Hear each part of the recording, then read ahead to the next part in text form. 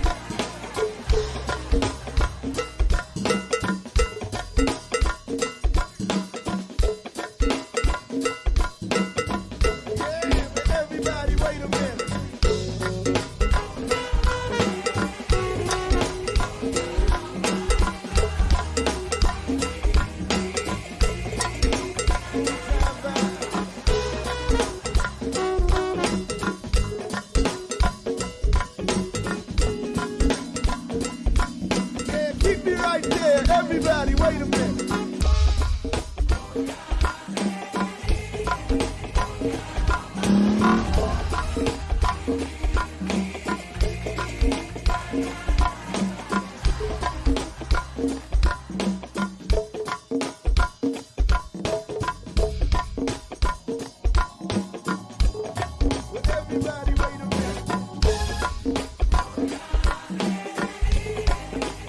I mix what I like, what I like, what I like, what I like, what I like.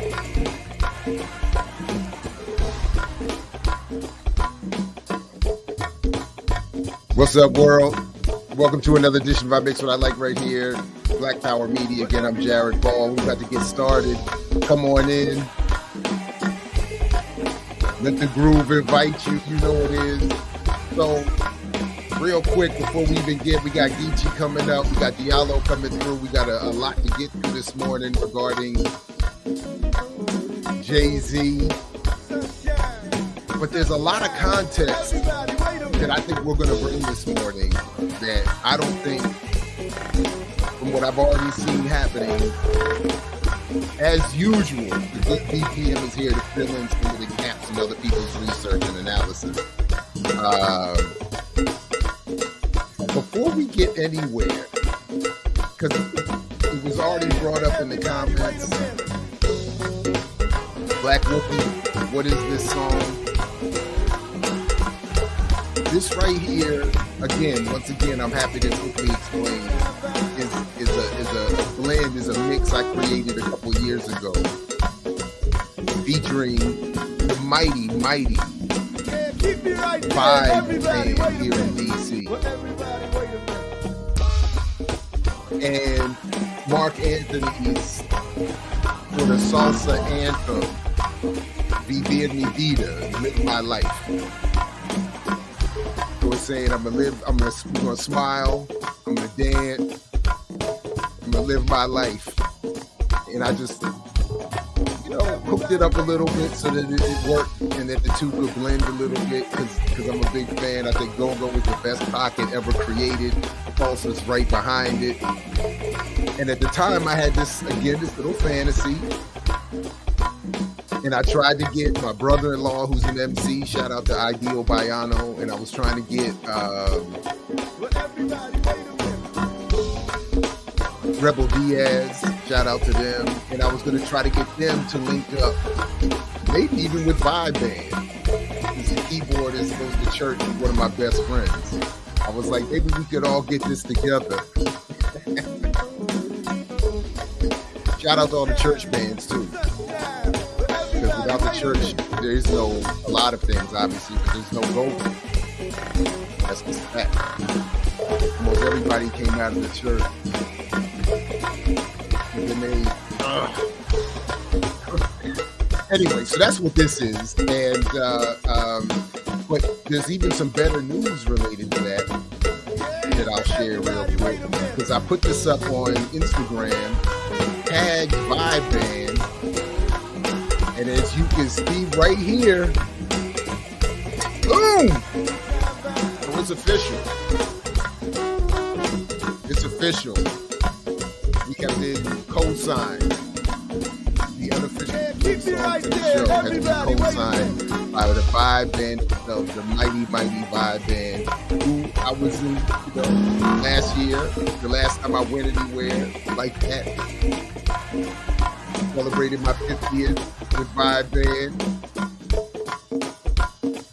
I had to get out there one more time. Anyway, all right. The groove was just infected. Let's move on. We do have to get to some things this morning. There's some business to attend to. So let's get to it. You know what to do. Go ahead and do it. I mix what I like.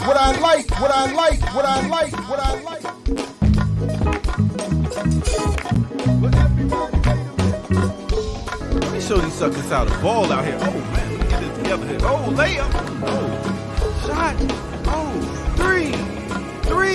Oh, it's like Brick City out here. Mid-range. Oh my goodness, I can't buy a bucket out here. I missed the whole damn basket. Oh my goodness, what's going on, man? My game is looking trash. Oh, here we go. Black Power Media shirt. Now we cooking. Tree. I'm taking on three of y'all with these right here. Between the legs. Oh my goodness, behind the back. Layup. Oh, did he just do a reverse? He is in beast mode out here. I ain't gotta look, it's falling. Oh my goodness, this guy is going 3, 2, 1. Kobe. Nice. Black Power Media, baby. Nice. Empower yourself. Go get you some of that Black Power Media gear. Right here, blackpowermedia.org. Yeah. I mix what I like.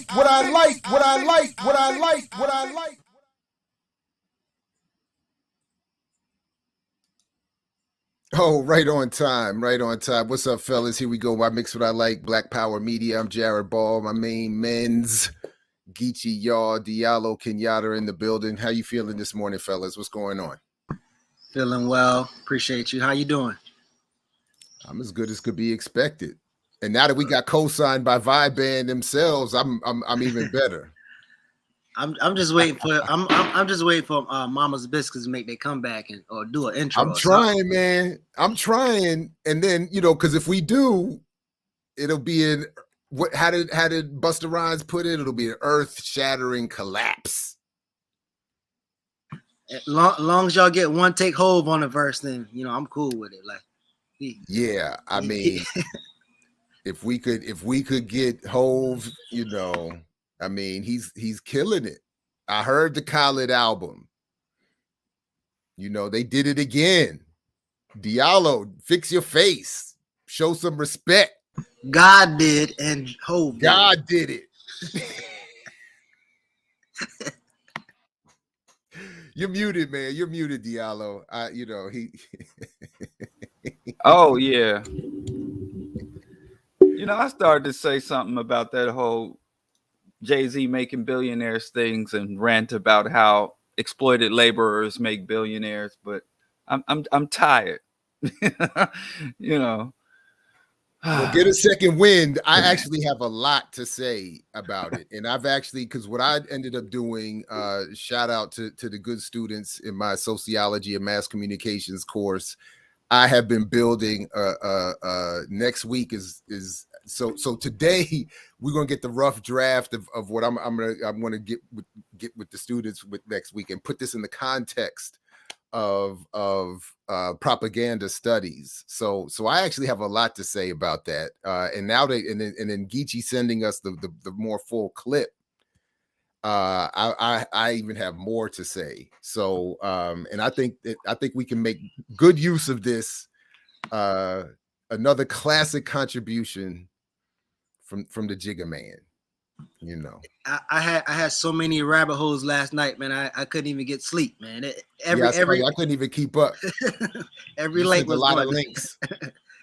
It's a whole bunch of white people in the background. I can tell you that. But Diallo, let's do this to be fair. And then, folks listening, first of all, I appreciate everybody who's here. Greetings to you, and please invite someone to join you. And I think what we should do at the end, maybe in the second hour, even or towards the end of the show, do another round of drop the link in the chat, and folks who want to jump up and offer their contributions can do so. I really enjoyed that, and it brought me back to some of my radio days, some of the trepidations with it too, but excitement. So folks, if you were so inclined, stick around for that. But to be fair, so Diallo, I hear you, and I hear those who say I'm sick of this and I don't want to respond. So let you either say what you want about it or say what you want about something else that you think you would rather take a few minutes of time for us to focus on. Either way, I'm good. Oh, well, it's just with Jay-Z. I was going to talk. I had done a talk a while ago called The Socialist Guide to Becoming a Billionaire.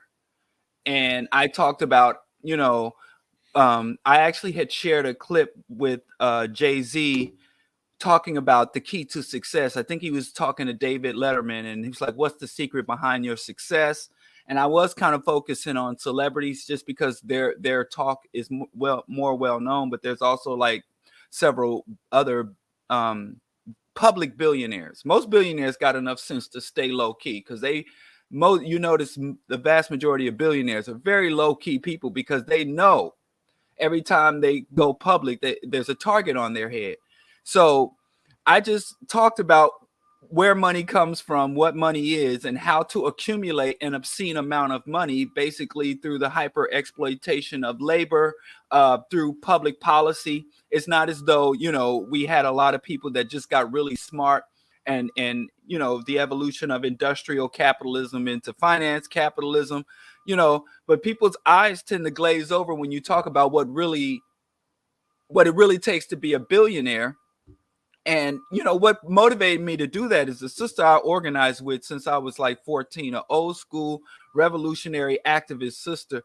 And I had just posted online, nobody's done $1 billion worth of work, so every billionaire is a parasite. And she was like, no, what are you going to just take people's money from them? And they do earn that money and they do deserve that money. And so I just was talking specifically about policy and taxation policy, how it was changed, the upper income tax rate changed, and basically the public policy and was reoriented to allow for the heavy concentration of wealth at the top. And then I talked about just last week about how basically billionaires are economic tumors. They are metastatic cancerous tumors, because a tumor is a cell within a system that grows unregulated. And as that tumor grows unregulated, it reaches the limits of whatever system it is, whether it's a brain cell or a lung cell or a pituitary cell. It consumes everything in the pancreas, the brain, and it has to metastasize and go into other parts of the system in order to continue to feed itself.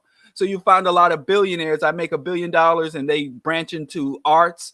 They branch, and they inflate the cost of art where no one can afford it. Then they branch into housing. I made my money rapping, and now here I am in other forms of high art, and now I'm into real estate, and I'm blowing up and disrupting the cost of housing. I might open up some fried chicken joints, and I'm and hyper exploit. So literally, billionaires are economic metastatic cancerous tumors.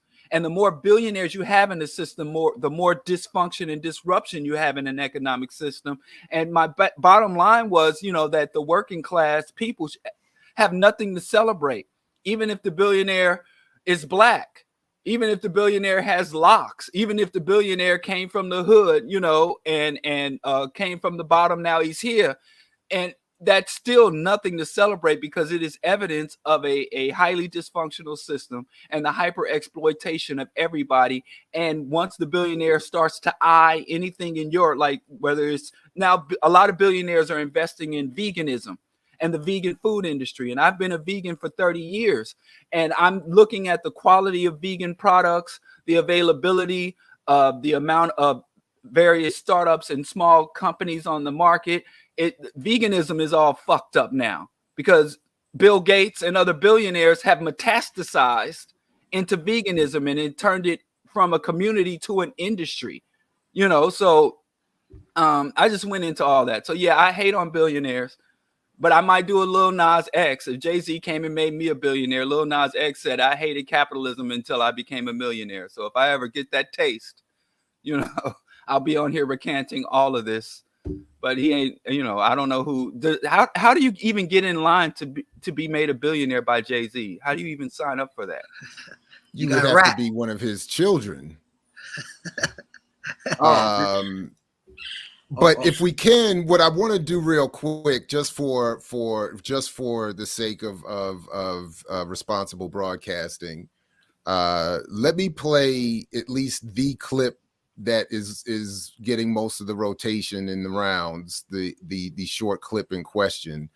And then I want to come back, since Geechee, you sent the whole thing later, after we deal with this, I want to come back and play another part of the broader conversation with Jay-Z, because he does a number of things that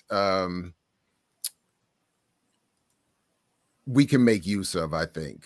So, but let me just play this clip here, and this is the one in question that hip hop is young. We still growing, and we're not falling for that technology, whatever this public puts out there now. That before was the American dream: pull yourself out of bootstraps, and you can make it in America. All these lies that America told us our whole life.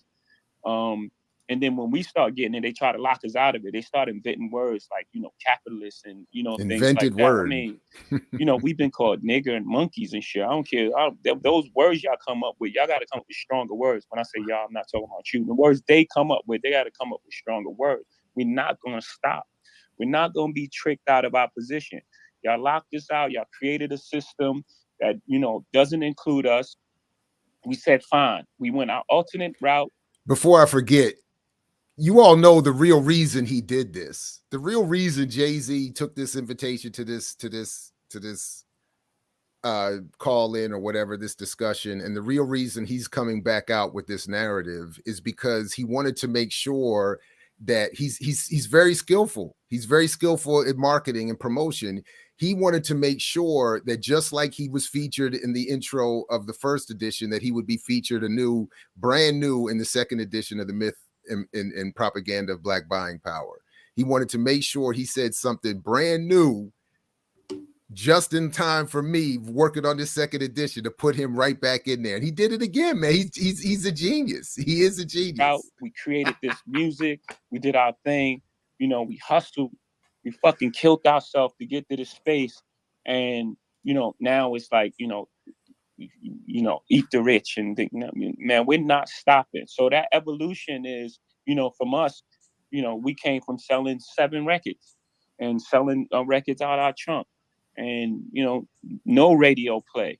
And I think Reasonable Doubt did 36,000 the first week or something like that. I may be adding a little to it. You know, so, you know, I come from Marcy Projects. In my first house, 615 Lexington Avenue, my grandmother's house, 7 families lived, like, she has 7 kids.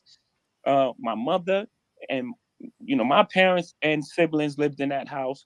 My aunt Niecy lived in that house. Shirley, Booty lived in that house. Butchie lived in the basement. I mean, this is one house. I went back to that house. I did an interview with Oprah, and I couldn't believe how small this house was, that all of us lived in that house. So, again, that evolution that you speak of, it's just real, and it's happening in real time, and I'm talking about it. And, you know, we're not going to stop, and we're not going to stop talking about it. You're not going to trick us out of it and make us feel ashamed to be successful in a place that, you know, set up a system for us to be dead at 21. Wow.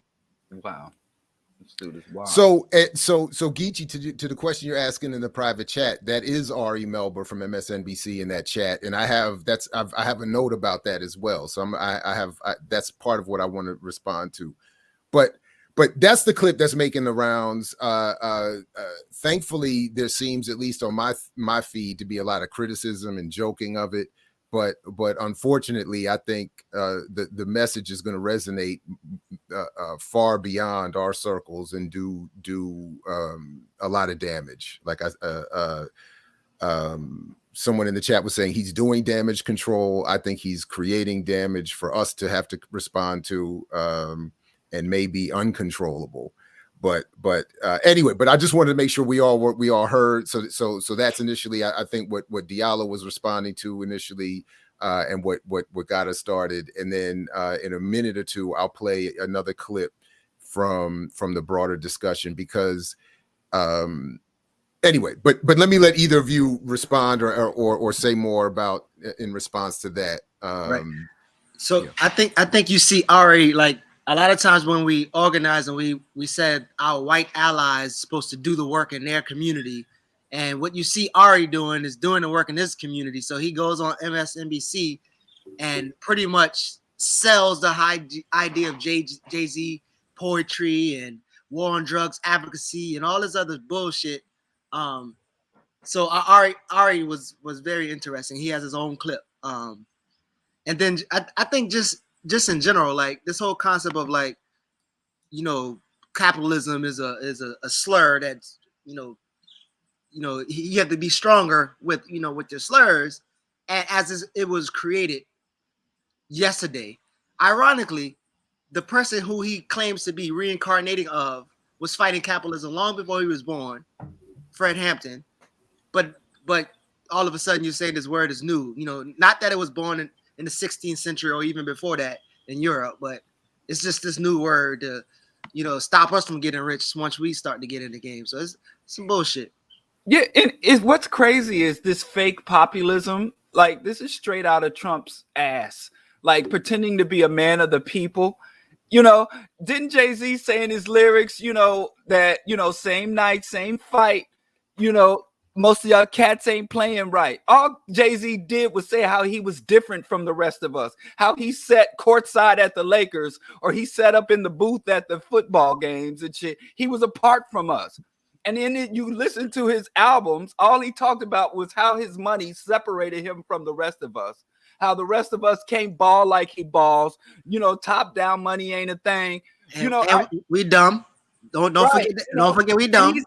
He said most of us cats ain't playing right. We ain't in his league. We can't flex like him. He said it's a full-time job not to kill us. You know, it's hard not to kill niggas. It's a full-time job not to kill niggas.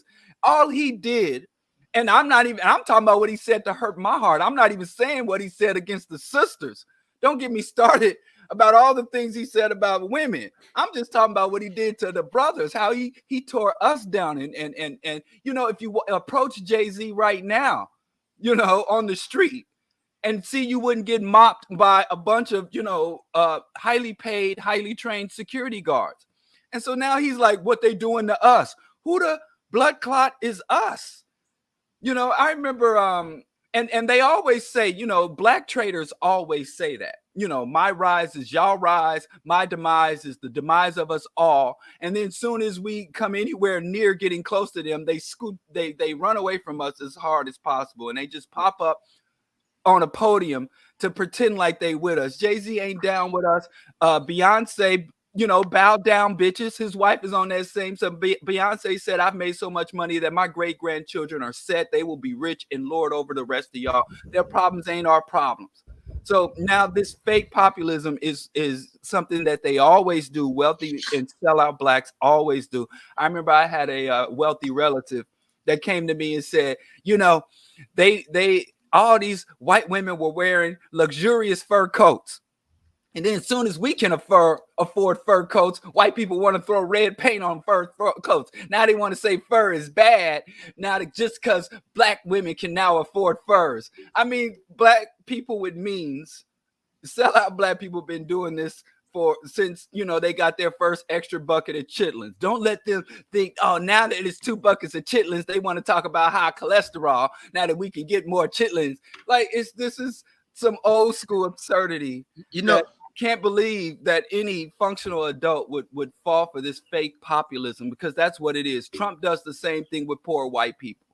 Right. And he's talking about now that we're rising. I'm sure Jared Ball is steeped in the stats that black people are not rising economically. We're not prospering economically. White people aren't trying to undermine capitalism because so many black people are getting rich. You know, it blows my mind. They're like, fuck it, we're gonna be communism. Bring in communism now. The niggas got money. That's it. Exactly. So this is absurdity at the highest level, and it kind of hurts my heart that so many people listen to this, you know. And when I go to sleep in debt and I wake up a multi-billionaire, and then the white man wants to stop me from being a billionaire, you know, it's the height of and it's just disrespectful. God damn, like it insults your intelligence if you have any. Right. No, so other than him calling, you know, his audience dumb and he needed to dumb down for his audience to double his dollars. Other than that, I see him as like I'm thinking of a phrase more so of like a billionaire marketing ambulance chaser, right? So you got some social issues. He gonna come to the corporations and representation to fix all the social issues, like he did with the NFL, like he's doing with the marijuana industry and prison reform. Y'all forgot. And we was all supposed to be out of jail. Remember, he went to Ferguson and paid everybody bail, and the Rockefeller drug. He's everything. Well, he did. I mean, he did advocate to get some people out. He got Meek Mill out, and he got his little I don't know what's her name. What's her name? The Martinez or Angela, whoever works for Rock Nation. I'm gonna get her name in a second. But she was part of Trump's pardon. So and you know, she's on all his deals right now. So it's more insidious than that. He locked arms with the Koch brothers and the Libertarian Party. You know, and remember he sent his errand boy. Who's that guy? I used to actually respect him. The lawyer, the environmental lawyer guy from Oakland. Can't remember his name. I don't know, but I do. Her name is Desiree Perez. I want to see, because it said that her and her husband both was locked up for something. And Jay-Z knew them And a while there's ago. a whole funky story with her too that I don't know I don't know enough to even start, but there's a whole wild background and a lot of assumptions, assertions, and speculation. There's a lot. So yeah. Anyway, it looked messy, man. But he treating the whole community like Dame. He think we all Dame. That's right. And if we used to on the radio, shout out to my old radio crew. We used to run the audio from this clip when it was on a Democracy Now! Episode where they were trying to interview Jay-Z at one of these film festivals about Khalif Browder and you know Rikers Island and all this other stuff. And as soon as the question went like beyond the script, and it was still an Amy Goodman question, so it wasn't, you know, like, but it was just too far off the script. And you see, I forgot exactly what was said, but you see Harvey Weinstein put his hand on Jay-Z and like pull him away. And it was like, it's very, you know, it's very clear. He's like, nah, like enough for you, black billionaire, black power superstar, enough of that. But yeah, he's working with all of them.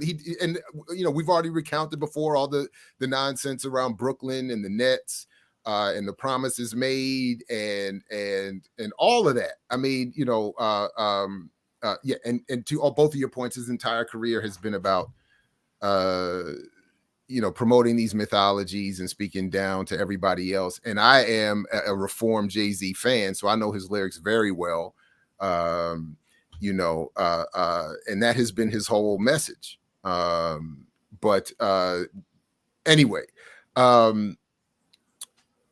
as I and others have pointed out, and unfortunately as Jay-Z has pointed out, including on the soundtrack to Judas and the Black Messiah, he is, according to himself, not only being compared because of the timing of his birthday coming on the heels of Fred Hampton's assassination, but saying that he is the new Fred Hampton.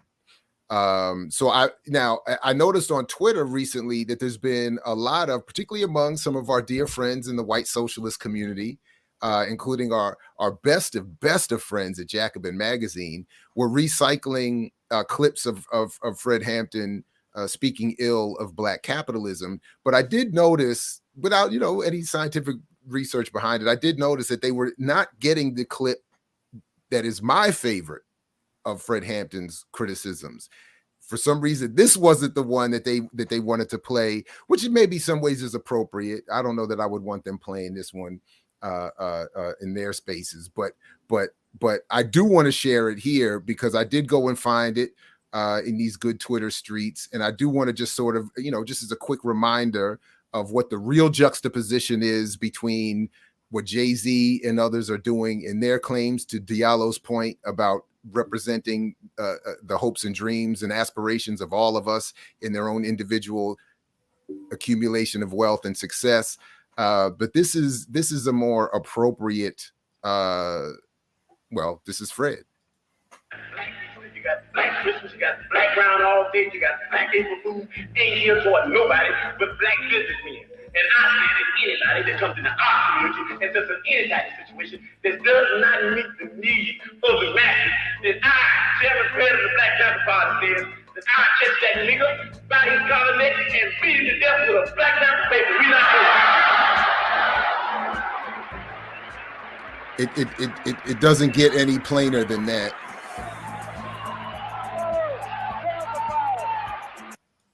It just doesn't get any plainer. It just does not get any more plain. That is Fred Hampton's stance in regards to black capitalism. So anybody coming in here talking about my wealth is your wealth and my success is your success, and this, as again, we see all the data showing a devolving material condition of black people. Anyway, so I just wanted to make sure we're clear on that juxtaposition. Go ahead. Mm-hmm. This is nothing new. I mean, remember Michael Jackson wasn't around no black people for decades. And as soon as his contract with Sony got funky, he's showing up with Nation of Islam security and calling Tommy Mottola a white devil. You We're know, walking into dangerous territory. it's our fault. We keep letting these people jump in and out of the box. And it's really insidious that it's not just the black hyper rich. Because, you know, and then there's levels within wealth, you know, because I know a black dude that's, you know, 3 payments behind on his Mercedes, and he thinks he's over there with Jay-Z. He thinks, oh, I got these things. So whenever we say rich, there's a lot of people getting offended by us that ain't got no business being offended. How many payments is he behind? Look how they talking about me and Jay-Z. But remember Dave Chappelle, and I'm sorry to be calling these name dropping, but Dave Chappelle said, because they were comparing his powerful political impact, and they were like, yeah, and you're the voice of the people. And he was like, wait, and it was again David Letterman brings out the worst in these Negroes. He said he didn't want to be Malcolm X or Martin Luther King because they both died poor. And he said, you know, I'm not trying to die broke. I'm not trying to be a martyr. That's the reason. He didn't say because I lack the commitment, I lack the political development and political consciousness, or I lack the fervor. He said the only thing that separates him from King and Malcolm X is they was broke and he was rich. And now we got Jehovah, Che Guevara, and now he's Fred Hampton. We let him get away with saying he was Che Guevara, so why wouldn't he go ahead? He even said Diallo, let him say he was Jehovah. He was Che Guevara with bling on. He's complex. Oh no, okay. He had the red, black, and green sweatband too. Remember, he had that. I knew he bought that from Nubian Heritage. You know? It was like $3. He went to the brother store and paid like $3-4, and then to the white man's store and paid hundreds of thousands of dollars for jewelry. And then when he went to a black spot. So I mean, it sounds like you mad because you're not breaking in new planes and stuff. That's what it sounds like. I don't even know what that means.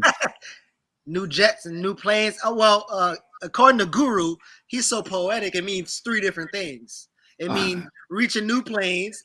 He actually just bought a plane, and something else it meant. But he according to Guru, 3 levels of he's just poetic, man. I mean, he's a high science type lyricist.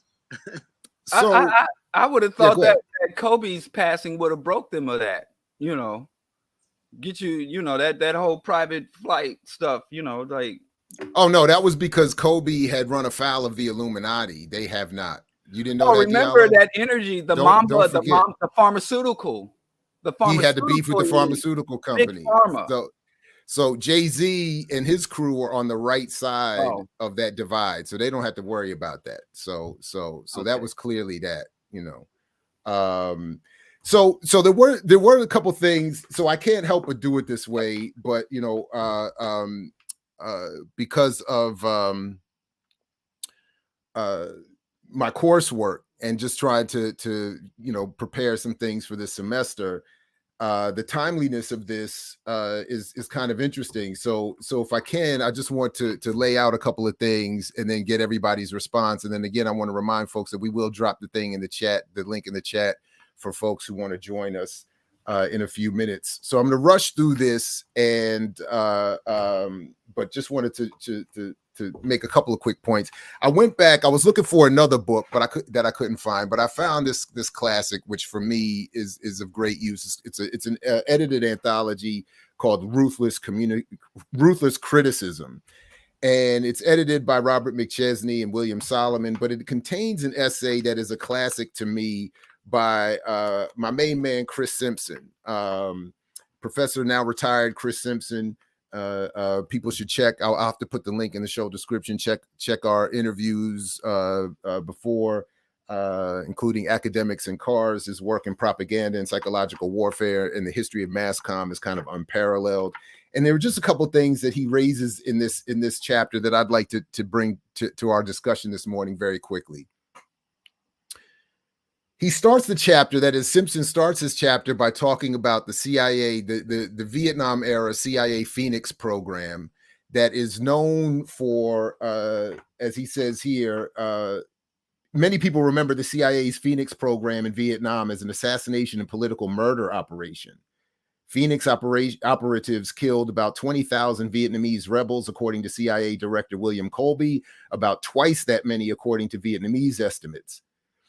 The figure that he's including here shows a wanted poster. Most of the men illustrated in it were already murdered. Colby says that calls it a, quote, imaginative U.S. information agency officer came up with the poster design. And here's the poster. It's not graphics.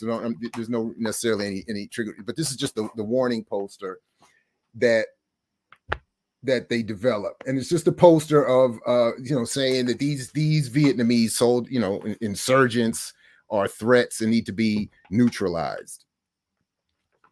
But the point that Simpson makes here that I wanted to raise is that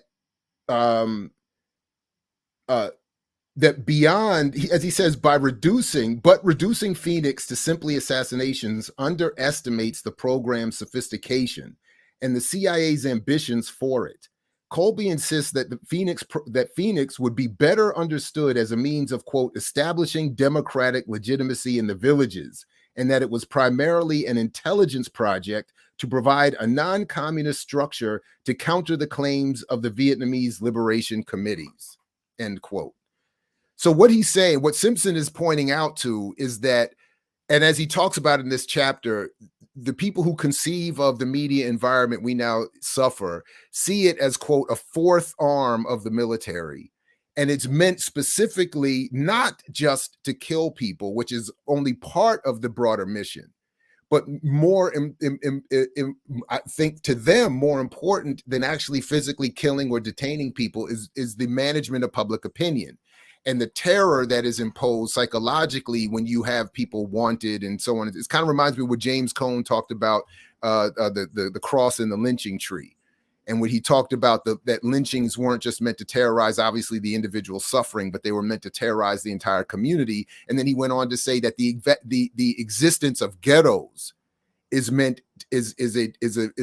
imposition of terrorism on an entire community.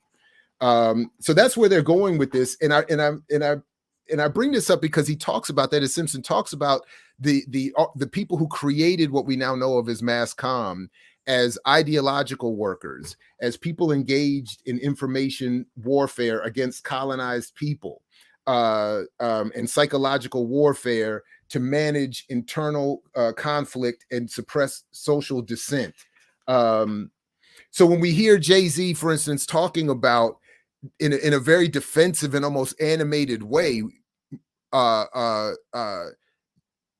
you can't, this backlash we're receiving as capitalists, as Black capitalists, is unfair. It's unfortunate. You can't,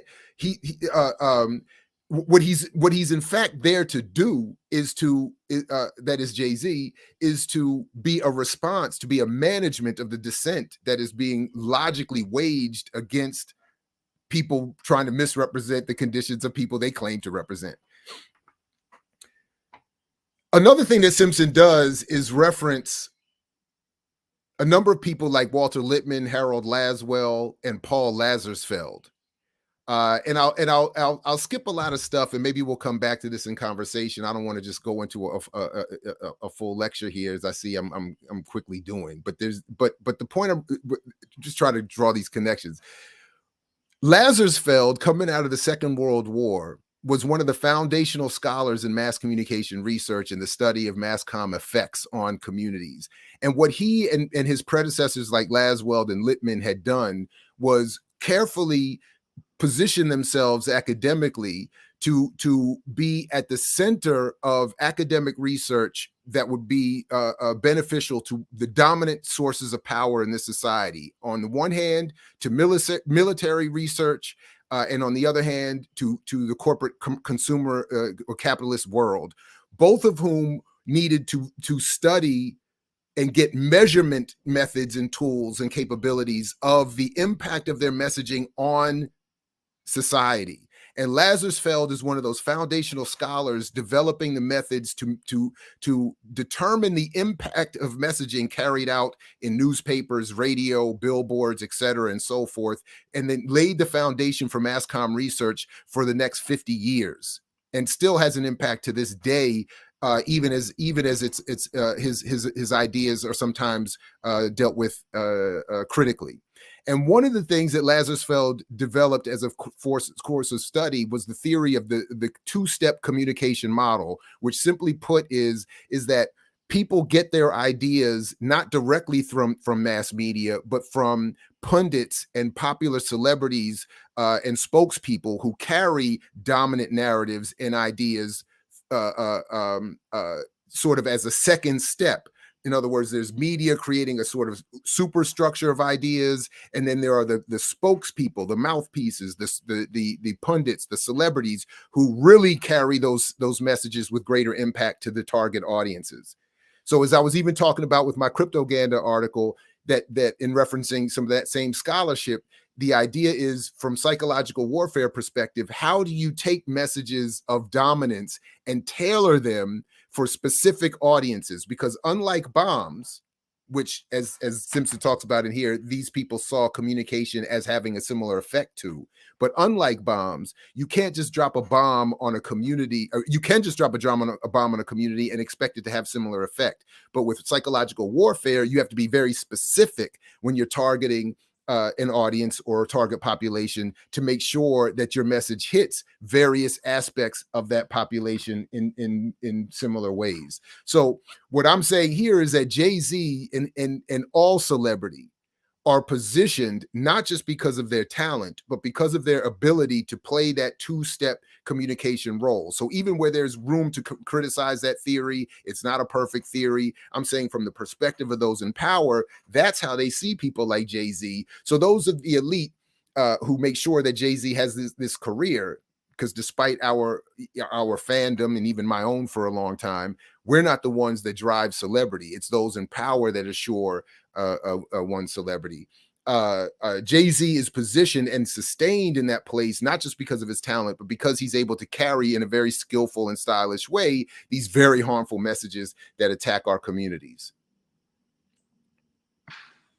All right, so I'm gonna stop there. Let me stop there. Go ahead. Don't you think it's ironic that he used the word tricknology, and it's almost like he's damn near participating in it. Whether he meant trickology or tricknology, he's participating in it. One, and then also when you think about this concept of like when the journalists get it and when the media get it and when we regurgitate it, it's like ownership. Black people own, and it's always again white corporations and people behiand it. And like Diallo said earlier, like the billionaires are not out front talking this and that and that. Like for instance, the Louis Vuitton and Moet person, he's not as much out front talking about anything, but he's making way more money than both Rihanna and Jay-Z. But when you get these celebrities, these black celebrities in these spaces, they always talk about entrepreneurship and ownership, but he has a job. He's a chief visionary officer for the parent company. And his job is what he says. Once they got the acquisition, he says, "I acknowledge, or we know that we can't fully redeem the injustices created by the war on drugs. We can help shape a brighter, inclusive future. The brands we build will pave a new path for a legacy rooted in equity, access, and justice. We're creating something people can trust, and we're investing in our future, our people, and our communities."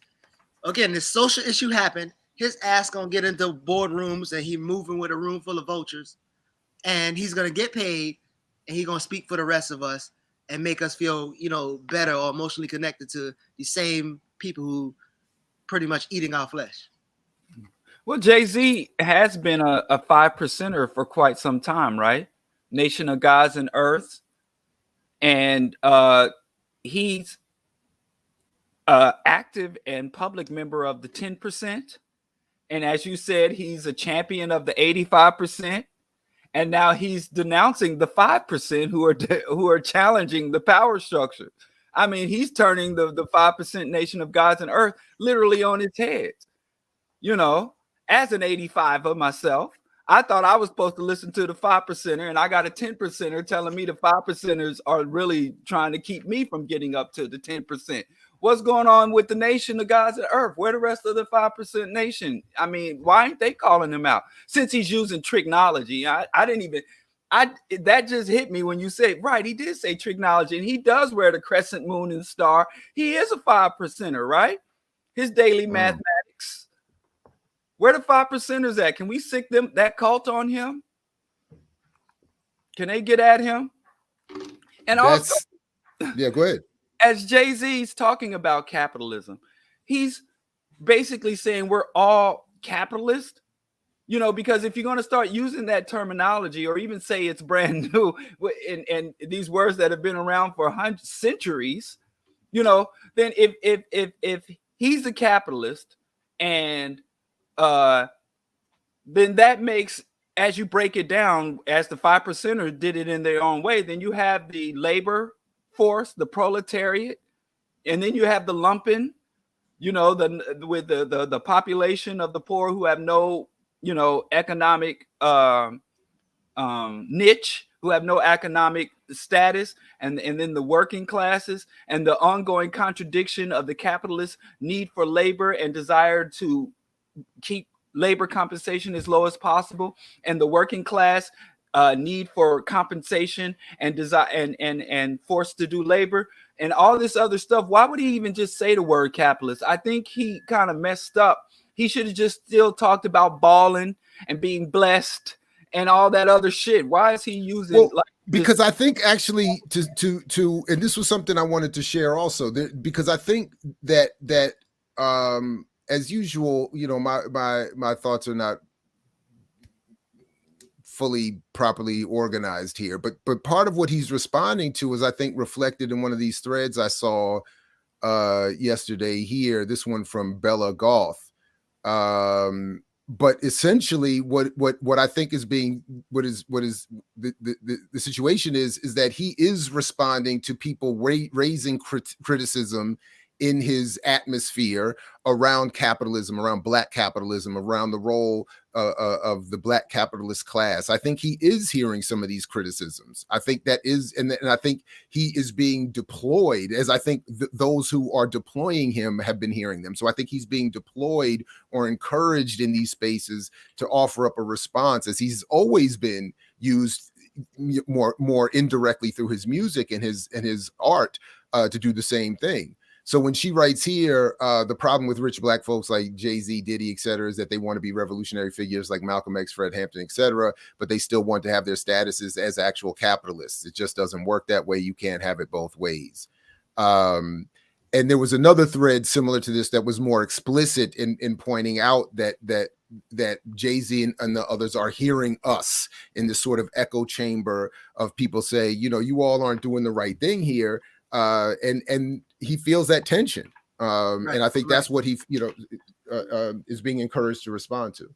I mean, also you got, I'm sorry. I'm saying you got to remember, like, if he's coming into these white spaces with the vultures and he's over there marketing, he's over there social justice shit and all this other stuff, and he's rocking with Tamika Mallory and Leonard McKelvey, and their goal is to be the face of social justice movements and all this other shit. So they have to interact with people who are going to critique them and give them information about Black capital. I remember talking to Nard about Black capitalism, and it's almost like I was spitting some fucking other language at him because he didn't even know what it is or what. So I think it's a point where they're hearing it more and more and more, and now the Jay-Z's have to respond to it in a way.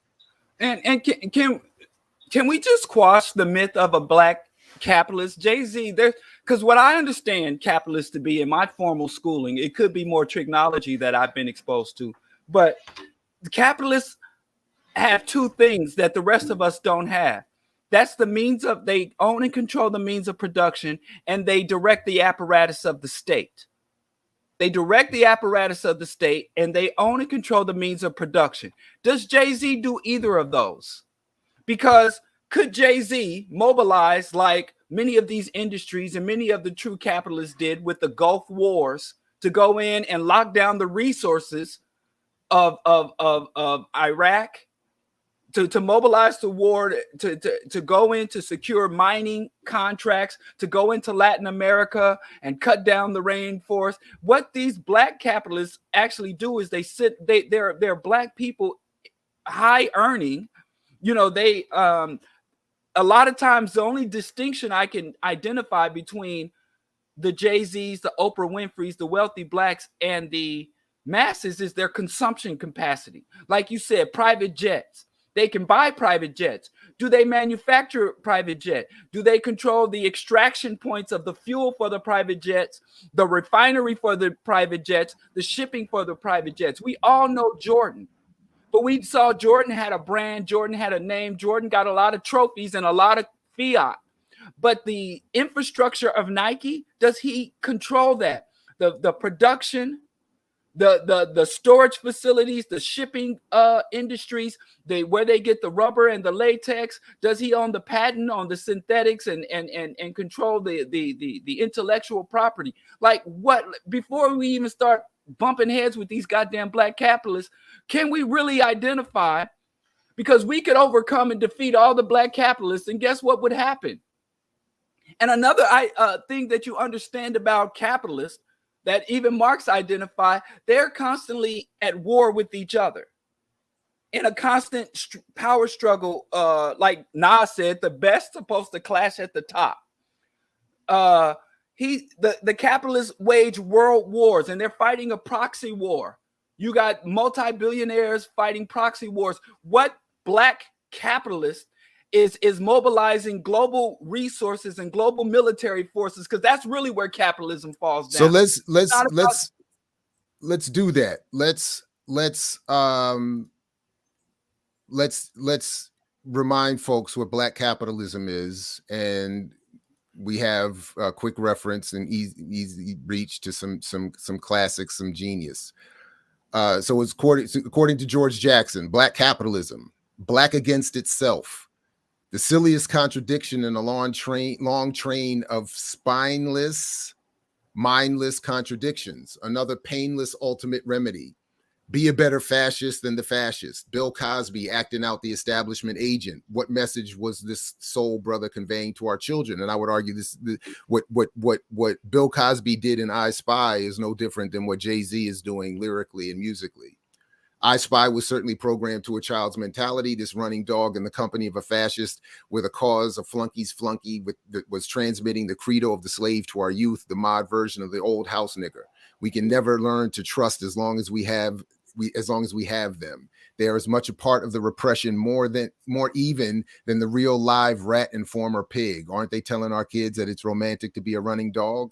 The kids are so hungry to see a black male do some shooting and throw some hands that they can't help themselves from identifying with the Quislings. So first they turn us against ourselves, precluding all possibility of trust. Then fascism takes any latent divisible forces and develops them into divisions. In fact, racism, nationalism, religions.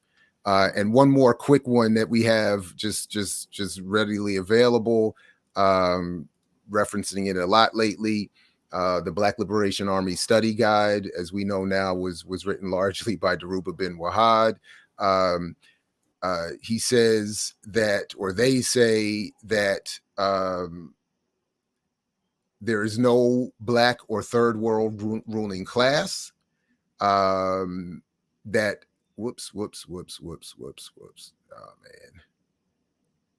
man. Sorry about that. That black capitalism is a myth, and that the ruling class is so much more capital than any black group that they can afford to let any black capitalist group build up to a certain amount of capital, industry, land, and business until the blacks have invested all their money, then break them overnight as easily as one breaks matchsticks.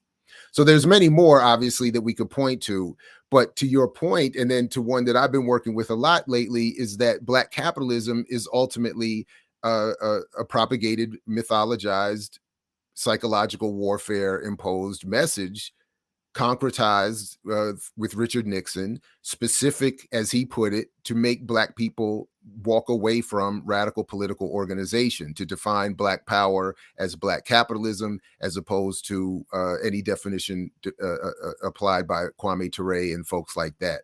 So to your point, Diallo, you lay it out correctly and very well, but it has never meant to mean anything other than again, psychological warfare to discourage Black radical organization for political power. So it is not real. Black people do not own any means of production, do not control any militaries or the political apparatuses that have been captured by the elite. Shout out to Olufemi Taiwo, who, in addition to being on with Black Miss Podcast, will be joining me in a couple weeks here. Anyway, so let me play this other clip because there's a little bit more I wanted to get to, because in addition to the Black capitalism, to get to the part that we played already, where Jay-Z is destroying, or I should say, reconstructing these mythologies. And again, Dhoruba is right when he says we have already fought these battles. You know, whether it's James Boggs, whether it's Malcolm X, whether it's Earl O'Farry, whether it's George Jackson, whether it's the Black Liberation Army, whether it's the Black Panther Party, whether it's so many others, the mythology around Black capitalism had already been destroyed. And even as Mercer Baradaran's work points out, across the Black political spectrum. So it wasn't just the lunatic radical Black economists who were concluding this, but it was the Ivy League, White House trained and employed Black academics and economists who were saying that Black capitalism does not work and cannot work. But here we are yet again with a lot of the mythology re-promoted by Jay-Z. But before he could even get to making that point about how he is the attacked and assaulted and poor and weak and honest and heroic capitalist, he had to first destroy, as I've been trying to argue myself, the narrative of hip hop history. Because to believe that Jay-Z is doing the good work of a Black capitalist, he had to first say this. It's like, first of all, you know, you got to remember hip hop was demonized when we first came out, you know, and then we were underestimated, right? You know, like Khaled said, you know, they didn't believe in us. And remember, hip hop was a fad. You know, I mean, you do your history, like, you know, it was a whole thing where it was like this music is a fad, it's blah blah blah blah. And then after they couldn't get rid of us, they demonized us and they start like driving tractors over our CDs and things like that. This is all history. So this for me feels like, you know, the end where the villain, you know, survives, doesn't go to jail, but gets to pop more shit. You know, so it's like it's that feeling. I don't know if we've ever felt, you know, or ever been vocalized in this way, and it be all true. You know, that the thing that makes me most proud of everything, every word I said in that thing is actual fact. Which is, you know, that for me is So I'll leave it there. We could put the link in the show description. People can hear the whole thing themselves. But from there, Ari Melber comes back to say and to thank Jay-Z and everybody for providing that truth and that history that doesn't come in textbooks and in TV. So in other words, just as these media scholars that I was talking about earlier had been laying out for a long time, there is this again, the promotion of celebrity, the promotion of certain spokespeople to carry messages that, as Chris Simpson summarizes here,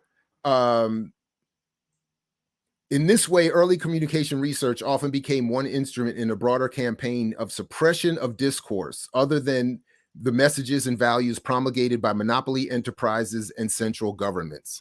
So what Simpson is saying is that the two-step method of communication from Lazarsfeld and all that early research that still impacts the field to this day, most of it, as he says, 96% of it was funded by the military.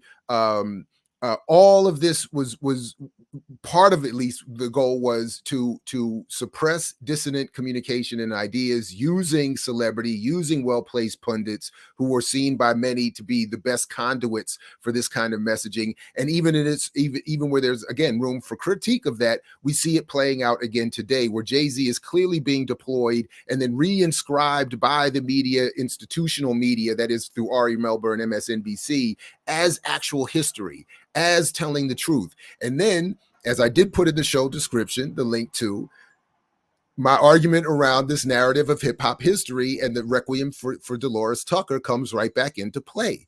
Jay-Z is running that same mythology. He even in that clip talks about how he makes reference to Tucker and her crew indirectly by saying how people came back and bulldozed the CDs and all that kind of stuff, but leaves out what the ultimate argument was. Now, Tucker was not a revolutionary in the way that we're talking about. She was not defending the politics that we're talking about, but what she was saying was corporations are promoting the worst of us to cover and give justification for the policies that they are enacting that actually do destroy Black youth and others. Now, in that line, in that lane alone, she was correct. But in this fraudulent defense that Jay-Z represents here of hip hop's right to exist and the right for Black youth to communicate and speak freely, in that fraudulent, and this is where Michael Eric Dyson and all these others, again, fraudulently promote themselves as speaking for the people, just as Jay-Z is here. I'm speaking for the people. I'm telling the truth. I'm representing the streets. I'm representing the communities that don't get da. But in that process, what they're really doing is protecting and carving out and protecting the lane that will be supported by the state, by the existing structures of power, to have them be the conduits for those very colonizing messages. That's why we don't hear the radical messages. We don't get heavy promoted doses of thought-provoking rap music or other forms of art, because Jay-Z and others have to fill those voids with this kind of messaging to play that broader role of suppressing dissent, redefining what success is, redefining what it means to be a capitalist, and so on and so forth. And anyway, so that's what it is. Go ahead, Diallo. Yeah. And he's also lying through his goddamn teeth, because he said they. Who is they? He makes it sound like white people or the white man, the man who was going to, not a tractor, but a steamroller. The man who was going to drive the steamroller was a Black man named Reverend Calvin Butts. He was the minister of the Abyssinian Church in Harlem, and it was a steamroller. And he did not run the steamroller over hip hop and rap. He had specific CDs, NWA, 2 Live Crew, Ice-T, which I don't think Ice-T should be. Now, y'all leave Ice-T alone. Leave him alone. Cops hate kids, kids hate 6 cops. 6 in the morning, police at my door. Ice-T was a bathroom floor. Leave him alone. I don't know why Ice-T was on the pod, but 2 Live Crew, Apache, and many people don't remember Apache. He had the song Gangsta Bitch. I want a gangsta bitch. So it was he wasn't running a steamroller over hip hop. So wait a minute, Diallo, you saying Jay-Z he's full of shit. Yes. Like a loaded bowel, like a constipated bowel blockage. It was a Black man. It wasn't them. It wasn't they. It was a Black pastor in Harlem who lived in Harlem, who was not an elite, who was not a member of who was not one of them. What is he talking about them? They rolling tractors. And guess what happened? He announced that he was going to run the steamroller. Dude had the CD stacked up in the steamroller, and the fire department showed up and like, yo, you can't do this. This is a public hazard. You're on a public street, and even to operate a steamroller in the public, you have to have pre-approval by the city. So they stopped. The white man stopped him and took his keys. So they gathered up all those CDs and took them to like one of the record headquarters there in New York City. They drove them from Harlem down to Manhattan and dropped all the CDs at the doorstep of like Capitol Records or Priority Records. I don't remember what record label. I'm sure they just map quested because it wasn't even no Google Maps back then. They found a record label and dumped all the records at that doorstep. And the people in the record didn't even come out, and kids was walking up and down the street grabbing CDs off the pile. He's a liar. And he tried to turn that into an attack on hip hop when it was strictly a targeted attack on some of the most degenerate music, like you said, C. Delores Tucker. I don't like C. Delores Tucker. I don't like her either. This is not my point, though. And this is what I'm saying, Tahir. And this is what I'm saying, Tahir. I'm not saying Tucker wasn't a conduit of state power. What I am, see, and this is what I'm saying. That's why I dropped the link in there. I've written it all out. You can read the whole thing. But what I am saying is that the fraudulent, the critique of her coming out of a lot of spaces claiming to represent the people, coming out of a lot of that early hip hop journalism and hip hop academia, and some of what has become the standard, the canon of hip hop academia. I show how they, in Jeff Chang's book in particular, I show how he has to be a willful and conscious misrepresentation of the record to misrepresent Tucker's argument. But because my point is, it's not that Tucker was defensible in her as a person or her politics. It's that the critique of her, this narrative that has come up against her, is itself fraudulent, and I think more akin to what Diallo is saying, is itself a lie, is fraudulent, because it claims that Tucker was trying to suppress the black youth and hip hop and all this other kind of stuff, and all she was and what she was doing was raising very legitimate criticism about corporate influence she wasn't just. But Diallo, let me just finish it. I just want to be clear. So what I'm saying is that it's not she who deserves defense. It is the wing of her critique that is being ignored by those who have, I think, fraudulently propped up a hip hop narrative so that we can end up, as Jay-Z does in this piece, call we are winning. He can now claim we are winning. That's why that white boy that wrote that canonical book about hip hop history calls hip hop an American capitalist success story. And that's what I'm saying. You can only do that if you recreate the narrative from we had nothing, we created hip hop, and now at least some of us have everything. And now not only that, we have a Browning of America, we have a black president. We have all of these things that could have only happened because hip hop emerged and took over and created this black capitalist success class that Jay-Z is now trying to defend. When 50, 60 years after the birth of hip hop, everybody's starting, well, these segments of the community are raising their eyebrows and saying, we still don't have a damn thing. And in fact, the same South Bronx and other communities that created it are as broke or worse off today than before. So that's my only point. Go ahead, Diallo. And Tahir, I hope that makes sense. Let me just say, black community as a whole, let me put out another black community mandate. Don't trust no Negro in a turban. I don't care if it's C. Delores Tucker or what's that other turban boy? Nick Cannon. Don't trust a Negro in a turban. They the ones that let the Arabs take over all North Africa. Don't trust a Negro in a turban. That's just bottom line. But the problem I have with C. Delores Tucker is you have to look at the era. It's wrong, bro. You have to look at the era that she came out. This was the early 90s. This was the Clinton era, Bill Clinton, mass incarceration, omnibus crime bill. So what a lot of Negroes do of that level in politics is blame. She wasn't just saying gangster rap is just bad. She was a civil rights integrationist.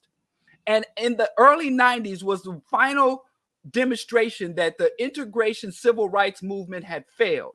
All of the promises of integration, equality, proximity, black people going to white schools, black people getting the right to vote, all of the promises had utterly failed. And so the civil rights activists at that time, don't trust Samira, the civil rights activists at that time were looking for a scapegoat for all the failings of the King era integrationists. So at that time, they were looking at the youth who were the product of that failure. They told us to be equal to white folks. They said we needed to be equal to white people, and then got surprised when we became materialistic and violent. After 2 generations of telling us, being born, to say the best thing in life that could happen to you is to get into proximity to white folks. So she wasn't just saying hip hop is shitty. She was saying hip hop is causing the social ills that actually were caused by capitalism, the failures of integration and the civil rights movement. So that's really my issue. I think hip hop should be critiqued and deconstructed. But when you're coming from the state, she was a state secretary of state for Pennsylvania. Pennsylvania was one of the most violent, had one of the most violent police and most repressive police and governmental forces. I mean, that's where we had the move. That's where they locked up Mumia and Meek. So she came out of Pennsylvania. So if you are a black person of status and you're looking for what's causing the social ills of black people in the early 90s, and you start and end with hip hop, you know, which. But see, so that's my point. So that's ultimately what my point is. And then people, please go check the work because again, nuance. I think sometimes we struggle with nuance. Or check the debate we had, the loving, friendly debate we had with Davey D on the subject. But where again, I think we struggle with nuance. But what I'm saying is the critique that has come from hip hop against C. Delores Tucker is not one based in some sort of radical, anti-colonial, socialist, pan-Africanist analysis. It's one that is along the lines of this black capitalist fantasy that says, let us go out here and make this money and have an avenue to success that we don't have in any other way. Stop hating on us, stop blaming us, and all this other kind of thing. And it presented itself and I was caught up in it myself once upon a time. It presents itself as some radical, progressive thing. But in reality, it becomes again a fraudulent defense of what we hear from Jay-Z today. That's why I keep saying that this narrative around this hip hop narrative is a mess, and it's been completely misunderstood. And as again, I show with very, I think, clear detail with Chang's work, with the a couple other examples. The way they present the narrative in the history is just incorrect. And been proven incorrect at this point. And just in terms of the corporate dominance. Then I have to come and now let me defend C. Delores Tucker, even though she was a coach. No. The woman the woman who really should have been the only reason C. Delores Tucker got that hate that she got, even though I don't agree with her, is because she's a black woman. Because the woman who really did the real attack and promoting hip hop as the creator of social ills was Tipper Gore. Tipper Gore. Which is the wife of the former vice president, Al Gore, was the one her real issue. She said that black urban music was corrupting rural white America and suburban white America. Mm-hmm. And she never got that hate. And actually, Tipper Gore was the one who was able to actually go to the record industry and impose real changes on the censorship and labeling of black music. But I don't never hear nobody go in on Tipper Gore. You're right. You're right. Certainly in lyrics they didn't. But if you go now, first of all, you're right overall. But I do want to say that where Tipper Gore's name does come up in these arguments against Tucker is in the point. It's to make the point that Tucker is carrying her water, so to speak. That she had become the black woman spokesperson of the Tipper Gores and what's the white boy's name? The William Bennett, I think, right? The culture czar or whatever. So you are right, but I just want to say that in like the hip hop journalism and the academia that was critiquing Tucker, they would say Tipper Gore was there and was probably even the leader of this, but then to your point, all the ire and the focus is on right. On yeah, but I don't think, especially in the 90s, black rappers would have came online saying that, because they were talking about everything from just calling and dissing Tipper Gore, like, you know, KRS-One is like C. Delores Tucker, listen up, sister. Yeah. What do you say? You want to quote the scriptures every time you hear niggas, listen up, sisters. That was a very tame shot.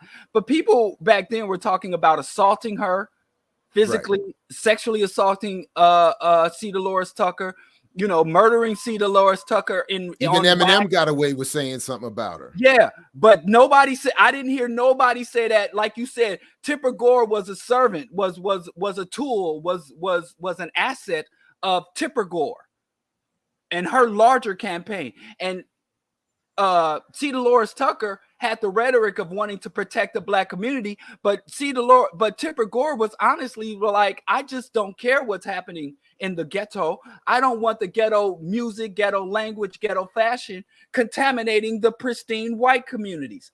And like I said, it's more of evidence of critique of these rappers, these gangster rappers, including Tupac, who will go out hard in the paint and just pull out all the stops attacking a black woman, even though the black woman's incorrect. But the power structure, the woman who actually has the power to impose policies and restrictions on them, Tipper Gore, I never heard her name on wax.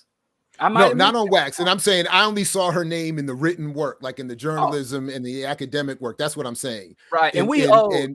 Yeah, that's where, but in the streets and on wax means on a song. I mean, we talking this using this old man terminology. No. I just want, that's what I'm saying. I just wanted to be clear. Right. Like, so like, I never heard her name in stream or in the streaming clouds. What digital.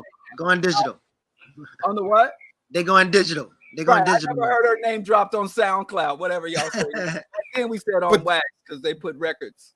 But the point that I'm really getting at is that the hip hop journalism and the academia is part of what institutionalizes and concretizes this mythology. So then Jay-Z can come back and sound like, and then be given credit by Ari Melber as laying down real history that he as an actual journalist can then take to the street, to the mainstream streets. And then when you hear in that Ari Melber say the word y'all, it just rings out as this phony white boy trying to now get his black bona fides with his rapper friends by crediting them with giving him the real history. And it's crazy. So that's really what I'm getting at. The narrative gets cemented, gets concretized. Then he could come on. Jay-Z could just come on and just say this. They didn't want us to succeed. Then now we succeed. Now they want to change the rules and call us names as if our success is a problem. And by the way, Jay-Z also was fraudulent in saying the American dream was shown to us to be fake. So we found another avenue, and now they're coming at us again. But what he's really doing is Jay-Z is reinvigorating or repeating or reconcretizing, reifying the American dream narrative that you can create your own avenue in this capitalist democracy, free market world. And if you are oppressed in one area, you can come on and be successful. You can create your own lane. Anyway, go ahead. And then I know we got a guest that we got a guest in the back. Another thing Jay-Z lied about is they didn't want him to succeed. When the reality was there was a component of hip hop that the white people in power, white elites, because he can't say that who the blood clot is is the conscious hip hop. You know, I went to the socialist forum several years ago, and Boots Riley, the Coup was there, you know, the communist rap group. And he said that their Genocide and Juice, the first single off of Genocide and Juice was trending to go gold. And the label pulled back the album. There is a recorded history of revolutionary, conscious, and progressive hip hop being suppressed. I remember the time where you could hear X-Clan and Boogie Down Production on the radio. Absolutely. That is never no more. So you could see them on tour. Yes. You could see them on tour with mainstream rappers. You could see BDP and X-Clan with the Fresh Prince and whoever the hell else. Public Enemy, right, was the top rap. But that I remember the era where conscious hip hop was just hip hop, and the underground hip hop was the gangster rap. The alternative hip hop was gangster rap.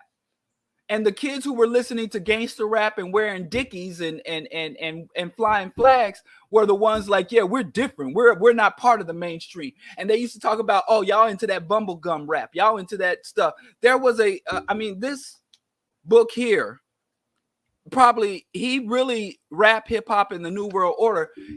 In the sections of this book, he really talks about how the record industry understood that hip hop was a viable economic engine, but they had to handpick the particular type of music, and they used hip hop to sell shitty jewelry with no appreciation value. They used it to sell malt liquor and shitty, poorly made, overpriced clothing and cars.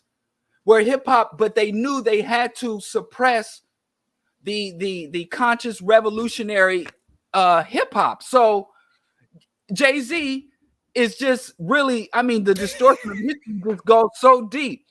I mean, I don't even know if he's well, I guess he's a smart guy. He got $1 billion, but it just goes so deep because he's like acting like the gangster rap, talking about it's hard not to kill niggas. It's a full-time job not to kill niggas. Like that was suppressed. So, but that's the point. That's the point I'm saying is getting lost in so if people notice the well promoted, well referenced, well platformed versions of hip hop journalism and academic histories that talk about this time are condemning C. Delores Tucker from raising a flag about corporate influence and just the ability to do what you're doing, promote one over another. And they're condemning her as they are consciously or not protecting the rise and the concretization of that structure that by now is working with almost flawlessly to do the same. So that's exactly the point I'm talking about when that narrative around Tucker is falsely promoted to deny the very history that you're talking about right there. But let's go ahead. What's quickly becoming the Africa segment. It would help if you had some headphones because we get an echo coming from you. But go ahead, and if you don't, just go ahead and what's up? Welcome. Hey, all power. I got an echo still. Only when I'm talking, because it's coming back through your speaker. But go ahead. I just got two things. Hey, how y'all doing though, man? All power to the people. Hey, how you doing, Geechee? When you say you're about to take up for C. Delores Tucker, like it's problematic. Like we have to draw a line. It's either they're allies, they're with us, or they're against us. If she works for the state, if she works for the institutions that's oppressing us, and she's then using hip hop and the younger generation to try to excuse the crimes that they committed generations ago, she is not an ally on any level. There's no need to take up for her. Like Jay-Z, celebrities, these people are not allies. I'm always in the group chat and I'm always posting when I see the group talking about celebrities or bringing up celebrities, because these people are enemies to our liberation. Every single one of them. There is no celebrity that cares about poor people. None. There's none. I don't know any. I mean, so like when we talk about celebrities on this space, on the liberation space, we should be real about it. These people are not our allies because people don't understand this. Now, while we was talking, a friend of mine texted me because my wife posted something about Jay-Z last night, and he was trying to tell me something about Black capitalism, and I told him to watch the show. So when he was watching the show, he sent me a message of what he wanted to ask y'all. Now, this is somebody that I went to college with. I've known him for years now, and he's a Black capitalist. He believes, like he wrote something just now, Black capitalism can assist the Black power movement because of resources. I asked him, when has that ever happened? When has that happened? Why hasn't it happened yet? But these are the questions he had for y'all. He said, is Jay-Z not fighting racism in his, in the space that he occupies, just like you guys have to fight racism in the spaces you occupy? And he said, is Jay-Z not responsible for helping families, feeding families, and helping them take care of themselves because he's rich? And don't we all have to fight racism or oppression in our spaces? I understand what he's saying. I know how to answer it, but I'm going to give you that chance because he's watching right now. This man. So I think we froze Africa. Let me hold on. Yeah, Africa, I think you frozen up. Let me or is it just me seeing you froze up? No, I got it froze too. Okay, Africa, first of all, thank you very much. I'm gonna let Diallo and Geechee jump in and respond to that second part, but I want to let me say something very clearly, because and I want to again encourage Africa and anyone else to review the link in the show description to my argument around the problems with the hip hop narrative and the Requiem for C. Delores Tucker, the troubled hip hop narrative. Because similarly, oh, I see you back. Where did I just highlight that? that comment? I just lost it. Oh man, somebody was just asking me. I just highlighted it and I can't pull it up. Anyway, but somebody was just asking about the C, made a comment about C. Delores Tucker and why we're still talking about it, talking about her, and so I just want to say, please read or listen or watch the presentations or all of that. Yeah, this one here. You still doubling down, bashing her. Nobody, we're neither bashing nor, or I'm not bashing nor defending her. So Africa, well, let me just answer this. So Africa, specifically to your point, I am not holding her up for veneration. I am not saying C. Delores Tucker is an ally. I'm not saying C. Delores Tucker is correct politically.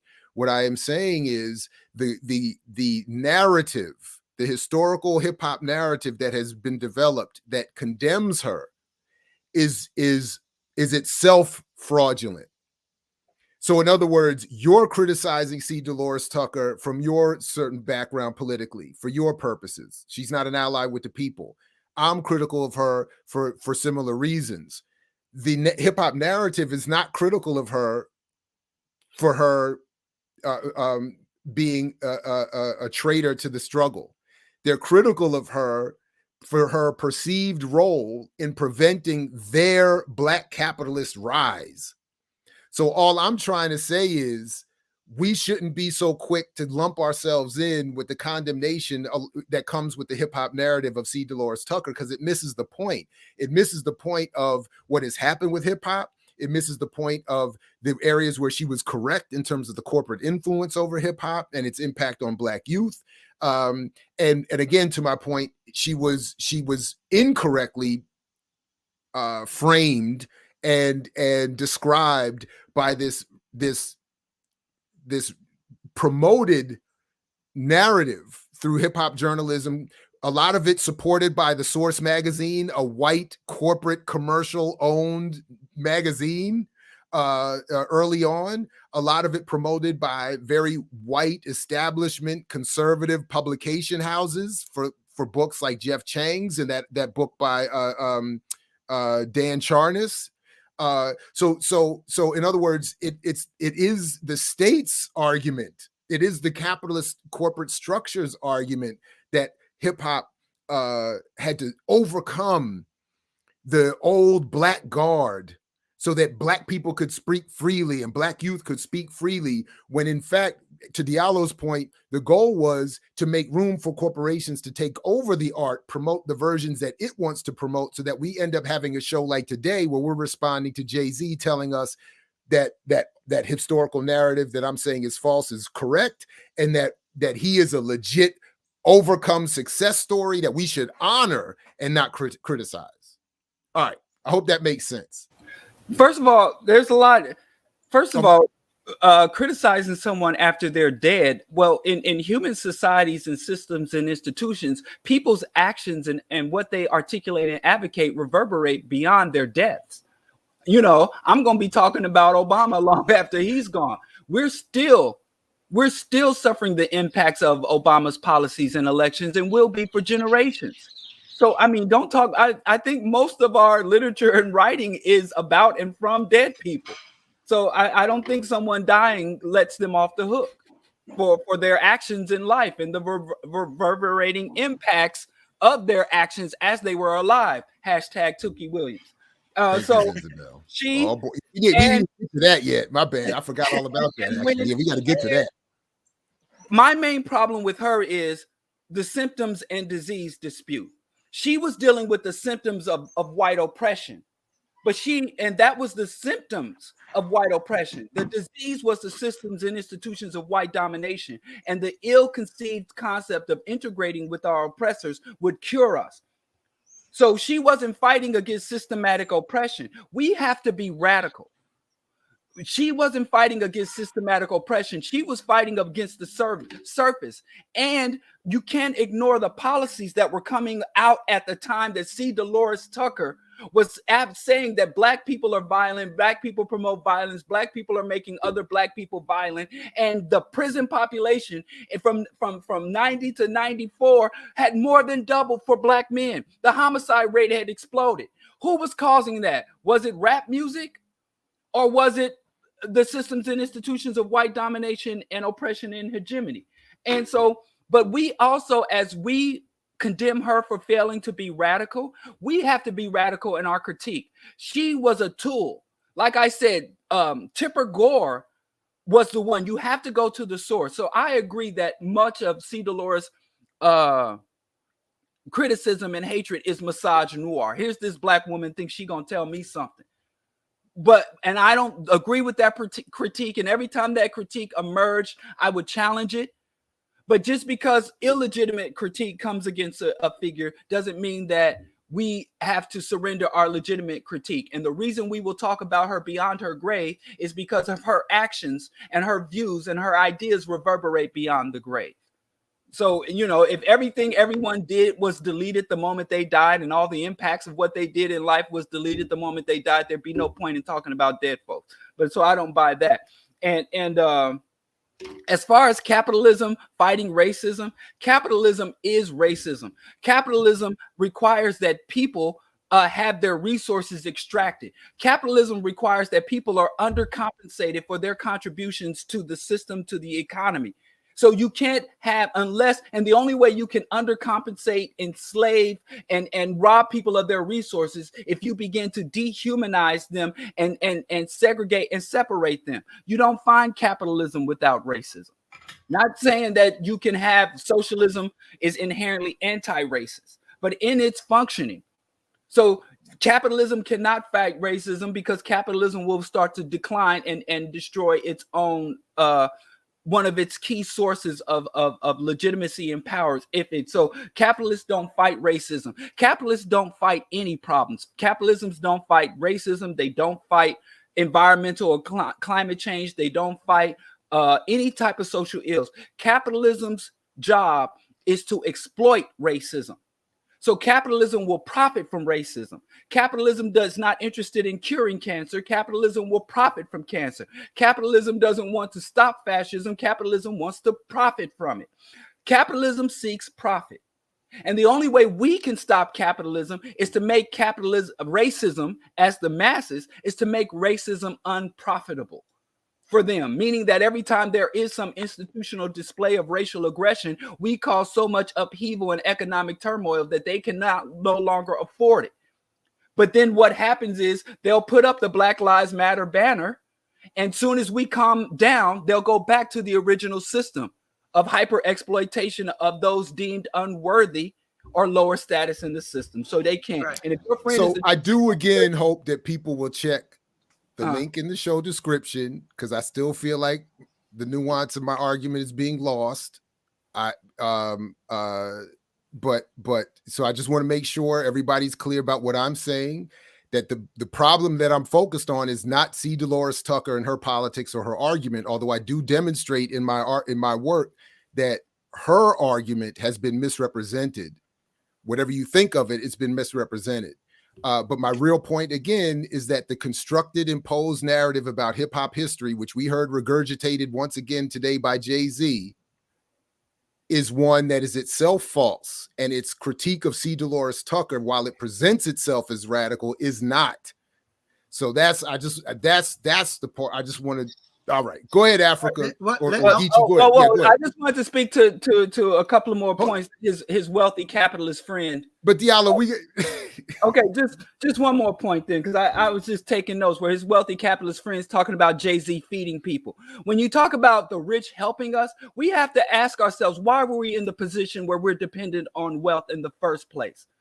You know, if you got some knee bashers running around the community knee bashing, and then a man makes money promoting knee bashing and making funky rhymes and videos and advancing knee bashing, and then he starts a cane charity because we got all these broken knees in the community, and he starts a cane charity where he's made billions of dollars off of knee bashing, and then he hands out a half a dozen cane when we got 6 million people with broken knees in the hood. That is not help. Charity is inadequate to address economic exploitation. So Jay-Z's donation pale into the level of damage that his class and his ilk have done. They give us And the money they're giving us is our goddamn money. You feed it into what I wanted to say really quick. Okay. So Jay-Z and his brand Rockefeller, he's literally doing what the actual Rockefeller did by creating tax shelters and creating nonprofit industrial complex to make sure that they never confront the capitalists. So for somebody to name himself after Rockefeller or name his clique after Rockefeller actually proves that he never had any intention to solve social issues in the first place. And in fact, he's infringing upon people who are actually doing real work in the community. So he can't be fighting racism in a damn space because he's helping racism. And he told you he was going to help racism when he named his damn crew the Rockefeller.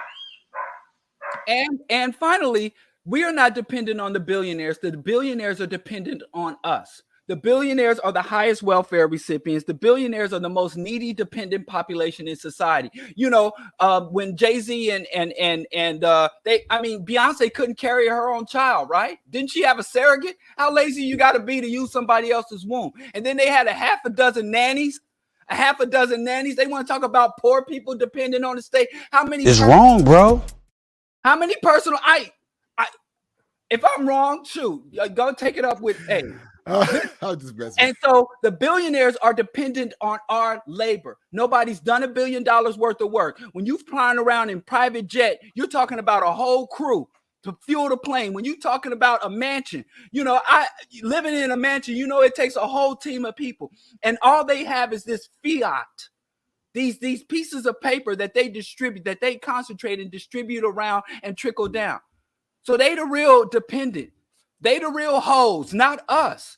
And if the moment we as a class, as a population realize this, we could just pull the rug out. We could have what they call a bloodless coup d'etat. If we just stop worshiping these people and stop working on behalf of these people, there would literally be a bloodless coup d'etat, because Trump ain't about to kick in your door. Neither is Jay-Z or any other billionaire. Bill Gates, I don't know for sure, but I think I could kick Bill Gates' ass.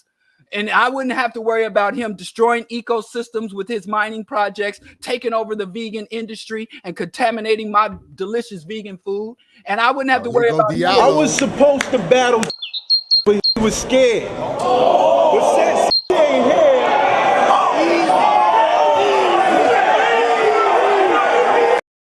he ain't here.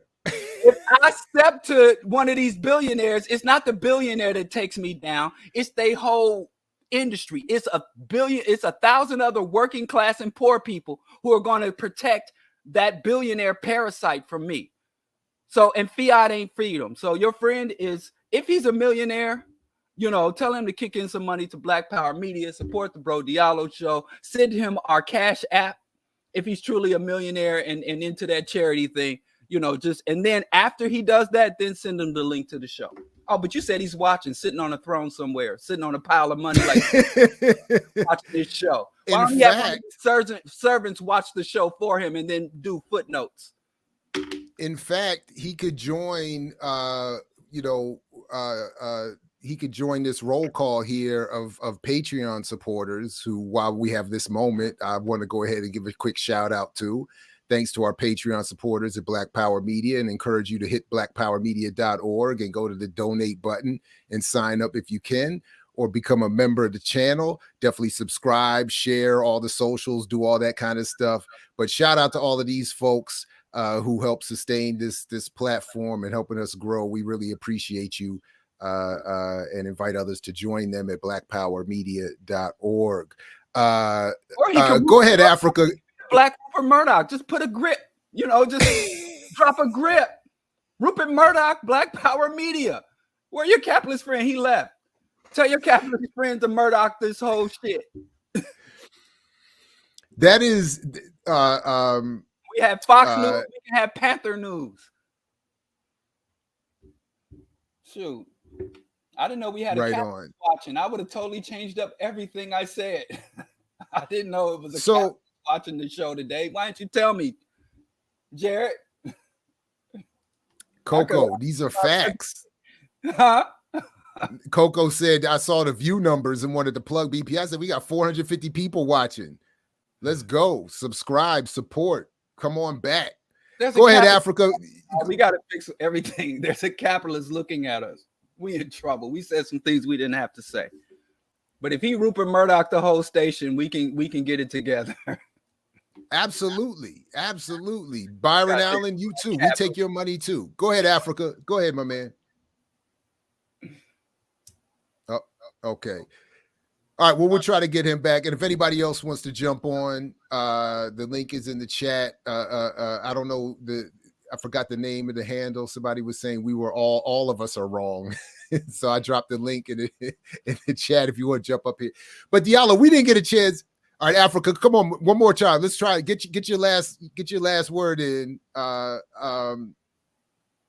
we got you. Oh, go ahead.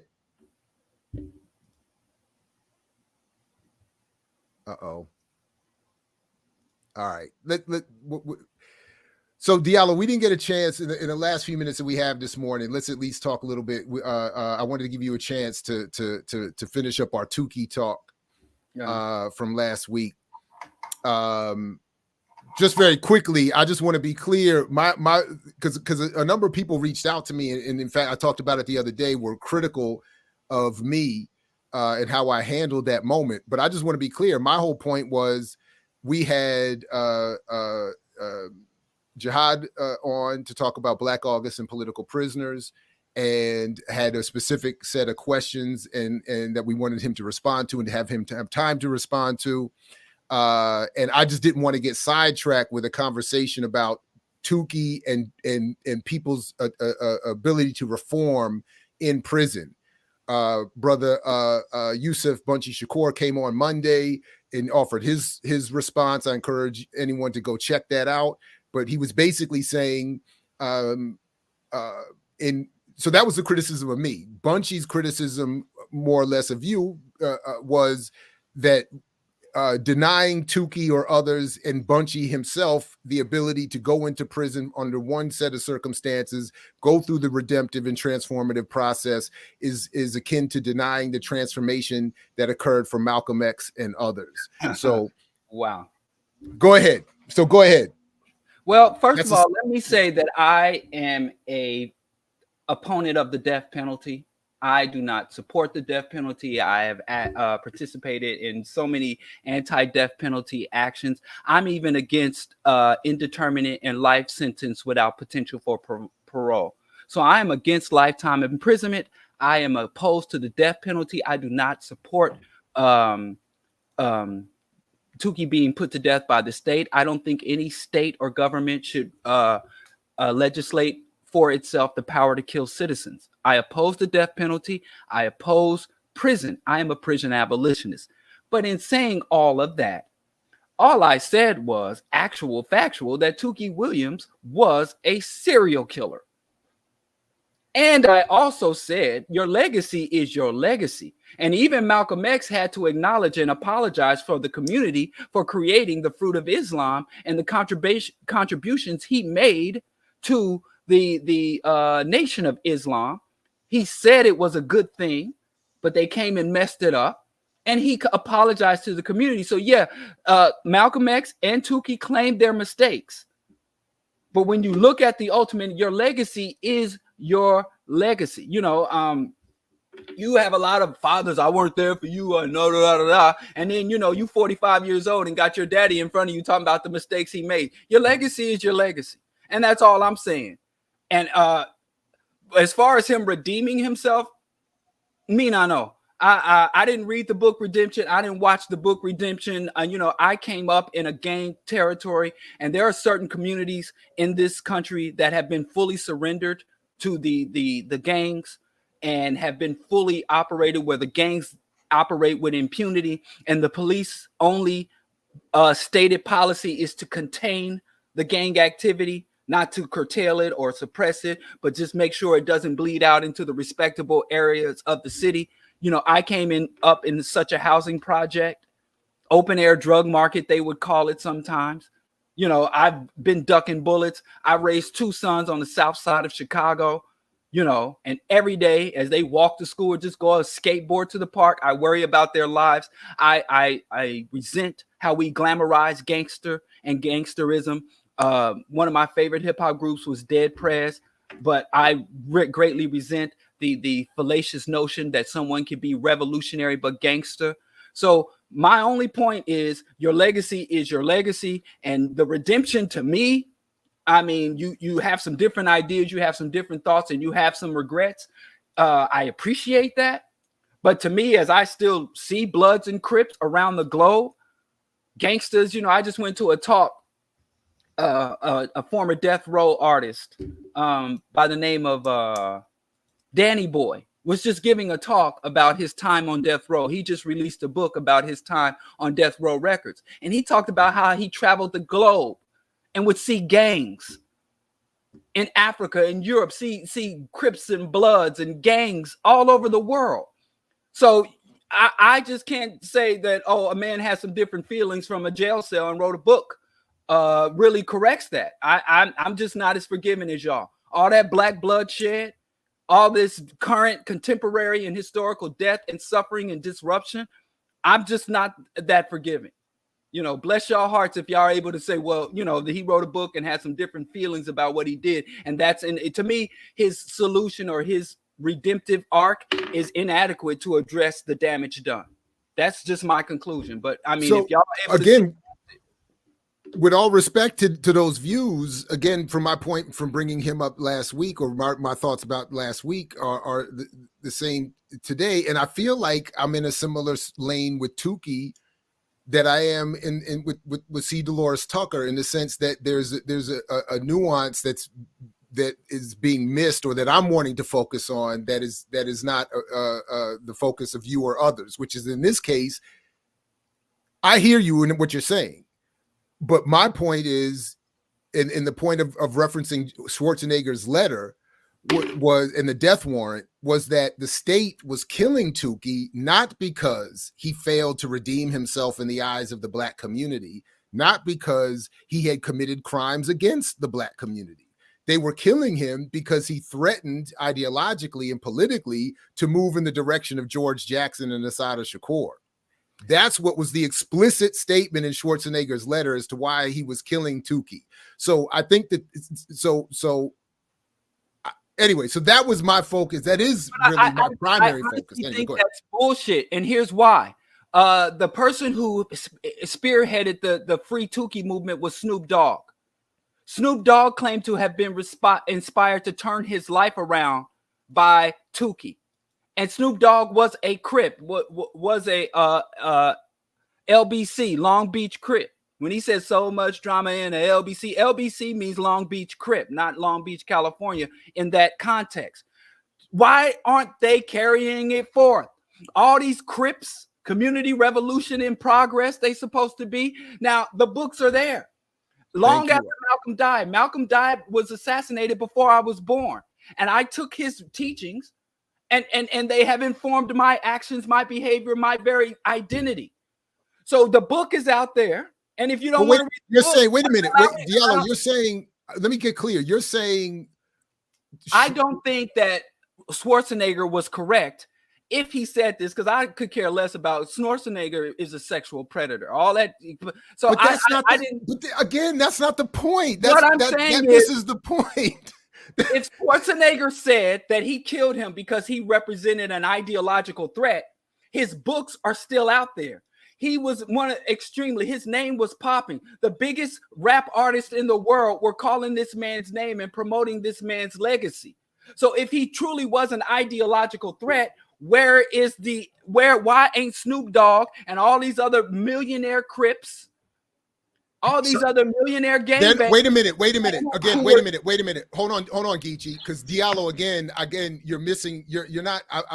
I'm not conveying properly what I'm saying, because Tookie wasn't killed because Tookie was the ideological threat. That's not what I said. Okay. And in fact, as I'm showing here, the text from Schwarzenegger's statement, what Schwarzenegger is saying is that Tookie was being killed because he was accepting the threatening ideology of Assata Shakur and George Jackson. So the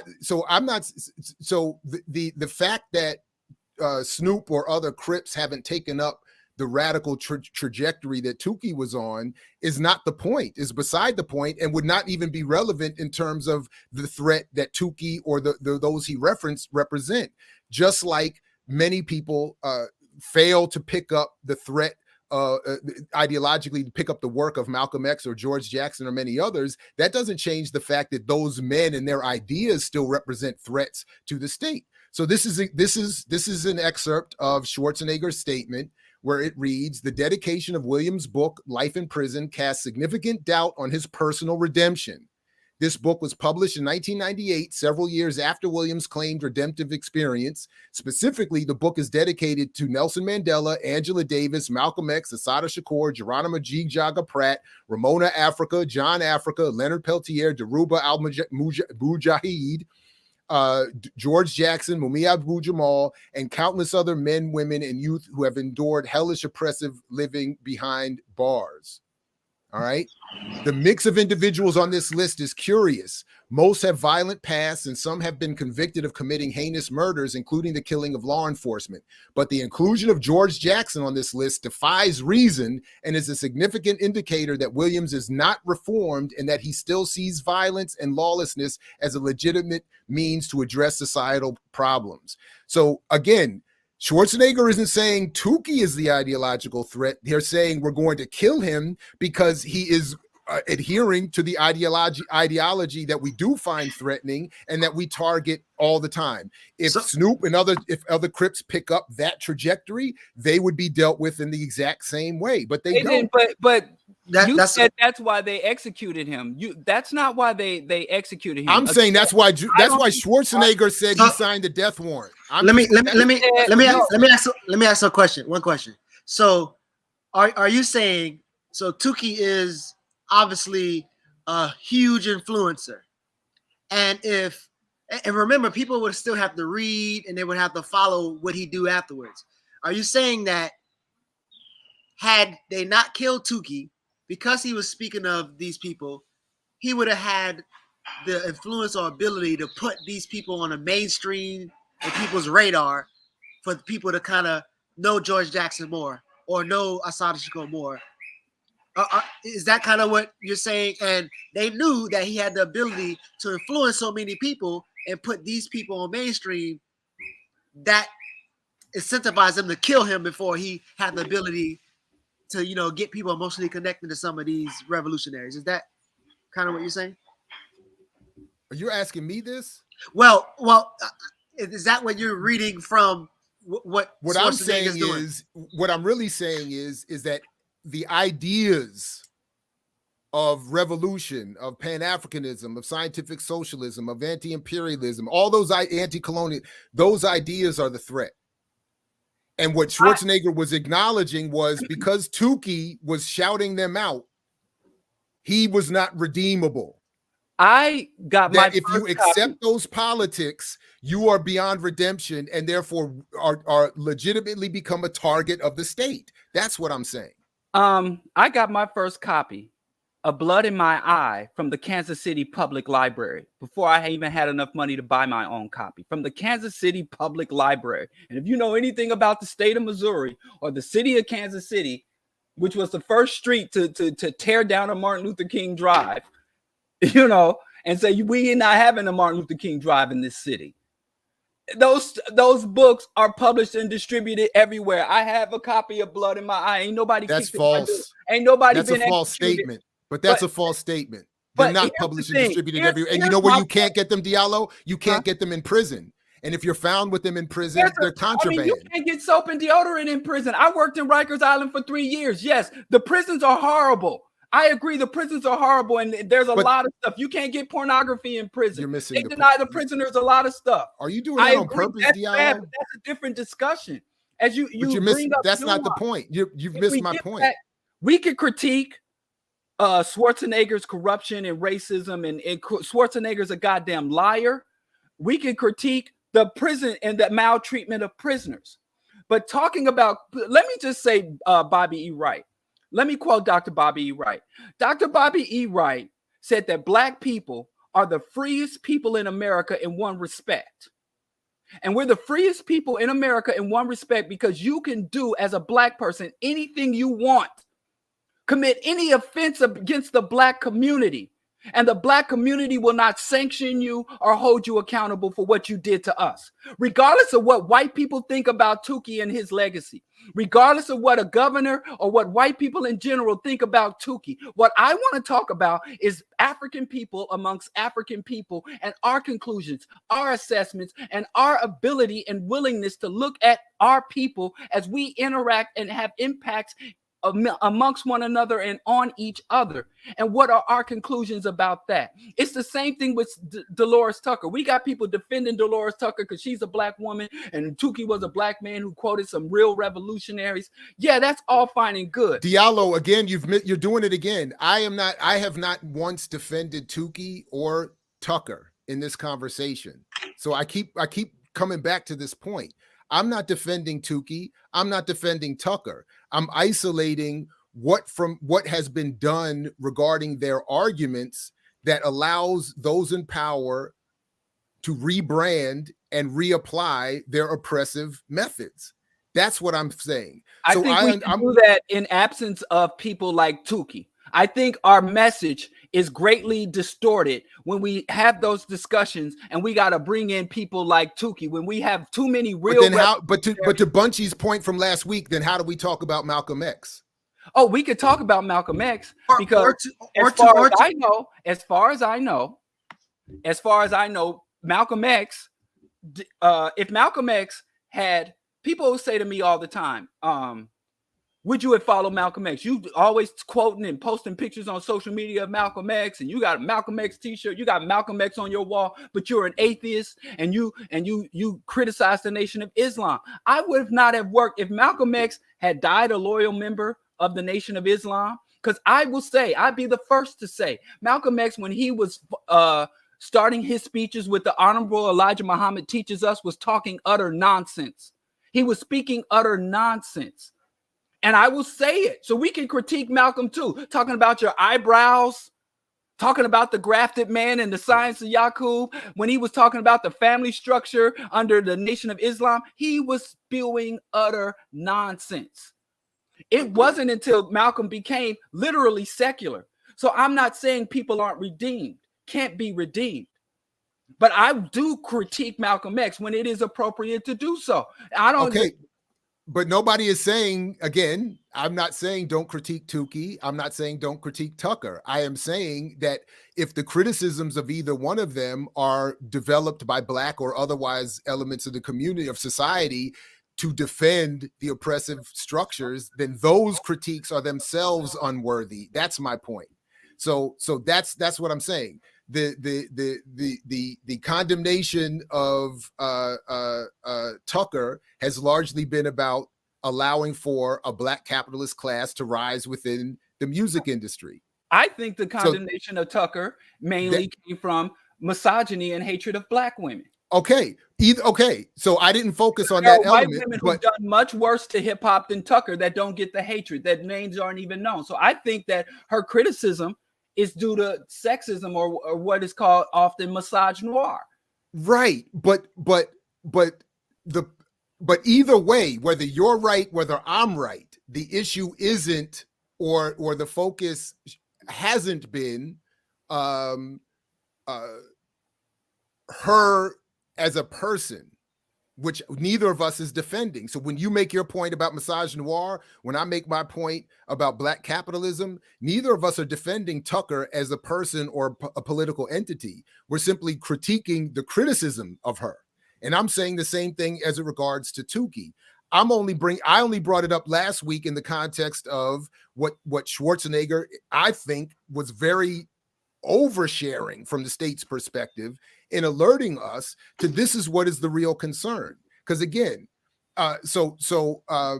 anyway, but I other than that, Jupiter, appreciate your comment. I just want to say, so this would be on Diallo's part, because my argument, particularly around C. Delores Tucker, is in writing and is linked in the show description. So if Diallo or anyone else wants to respond in writing to that, I've at least contributed my half of the argument So, but anyway, go ahead. And yes, Dr. Nuance, I'll take that. Go ahead. Well, bottom line is, I said he was a serial killer. Okay. If you think that his books and referencing revolutionary is redemptive, if you believe he was truly reformed, I didn't say that. Diallo, again, please acknowledge that I didn't say that. But please at least acknowledge that I did not say that makes him redemptive. So Can you at least acknowledge that? You Because said that's not what I'm saying. You said that's the reason why Schwarzenegger. I showed with his own words that Schwarzenegger said that his words in defense of George Jackson proved he was not redeemed. Yes, but that's not why. And therefore sentenced him to death. Because the ideas of George Jackson are the danger here. That's what I said. Why was he on death row? Why was Tookie Williams on death row? For killing people. That's besides killing how my many point. People? You know, a lot of murderers on death row. I got some friends who have taken lives. They're not on death row. Why was he on death row? Why did the state kill him? Because the state is oppressive and racist, and it's a regressive. But why did they say they killed him?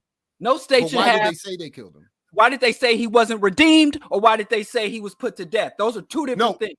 No, it's not two different things. Because again, I only showed you an excerpt, but the context of that statement is in. Hold on, Diallo. The context of that statement is Schwarzenegger signing the death warrant.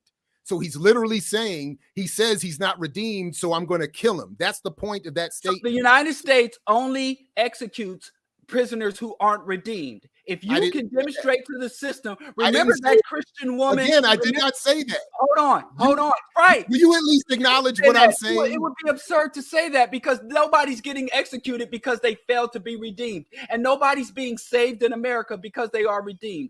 There was a woman who the governor of Texas, George W. Bush, acknowledged had come to Christ, had accepted the wrong, and she was right. And he signed her death warrant anyway, even though she was a fundamentalist Christian. That woman who said she ejaculated or had an orgasm while she was hacking somebody to death.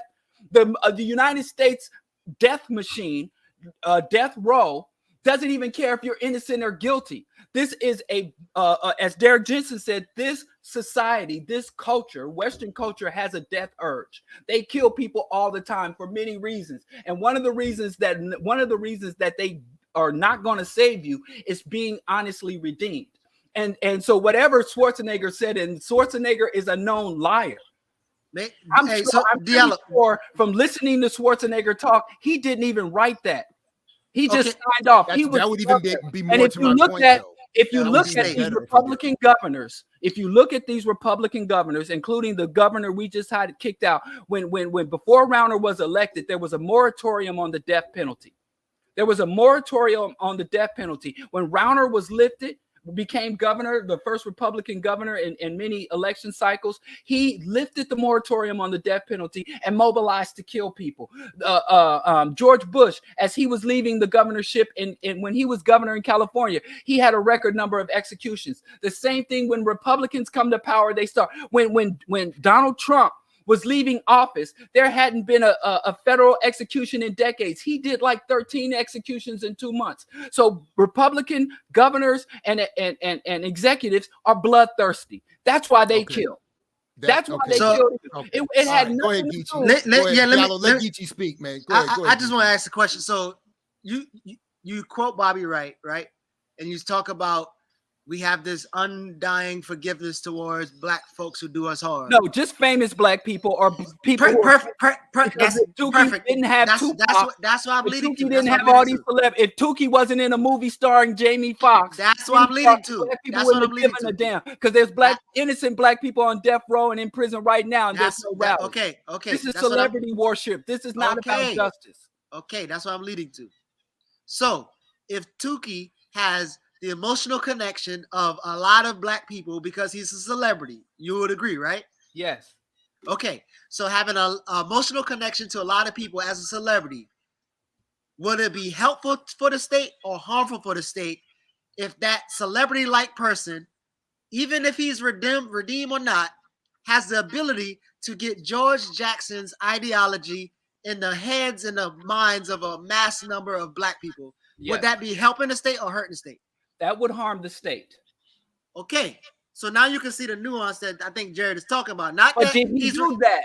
Did he do that? There He's are fucking Crips all dead. over- He there can't do are- it if he's listen dead. to me. His He's legacy is the Crips gangsterism and preying on black people. Because he's dead. No. Hold on. The book is still out there. The movie is still out there. Jared Ball, why? You got to read the book, Diallo. You got to read the book. Because they martyred him, right? They martyred him. Tookie's name still rings out. I still hear his name, Jeff Fort's name, Larry Hoover's name. These men still have influence on the streets. I know a Crip. My best friend from childhood is a Crip.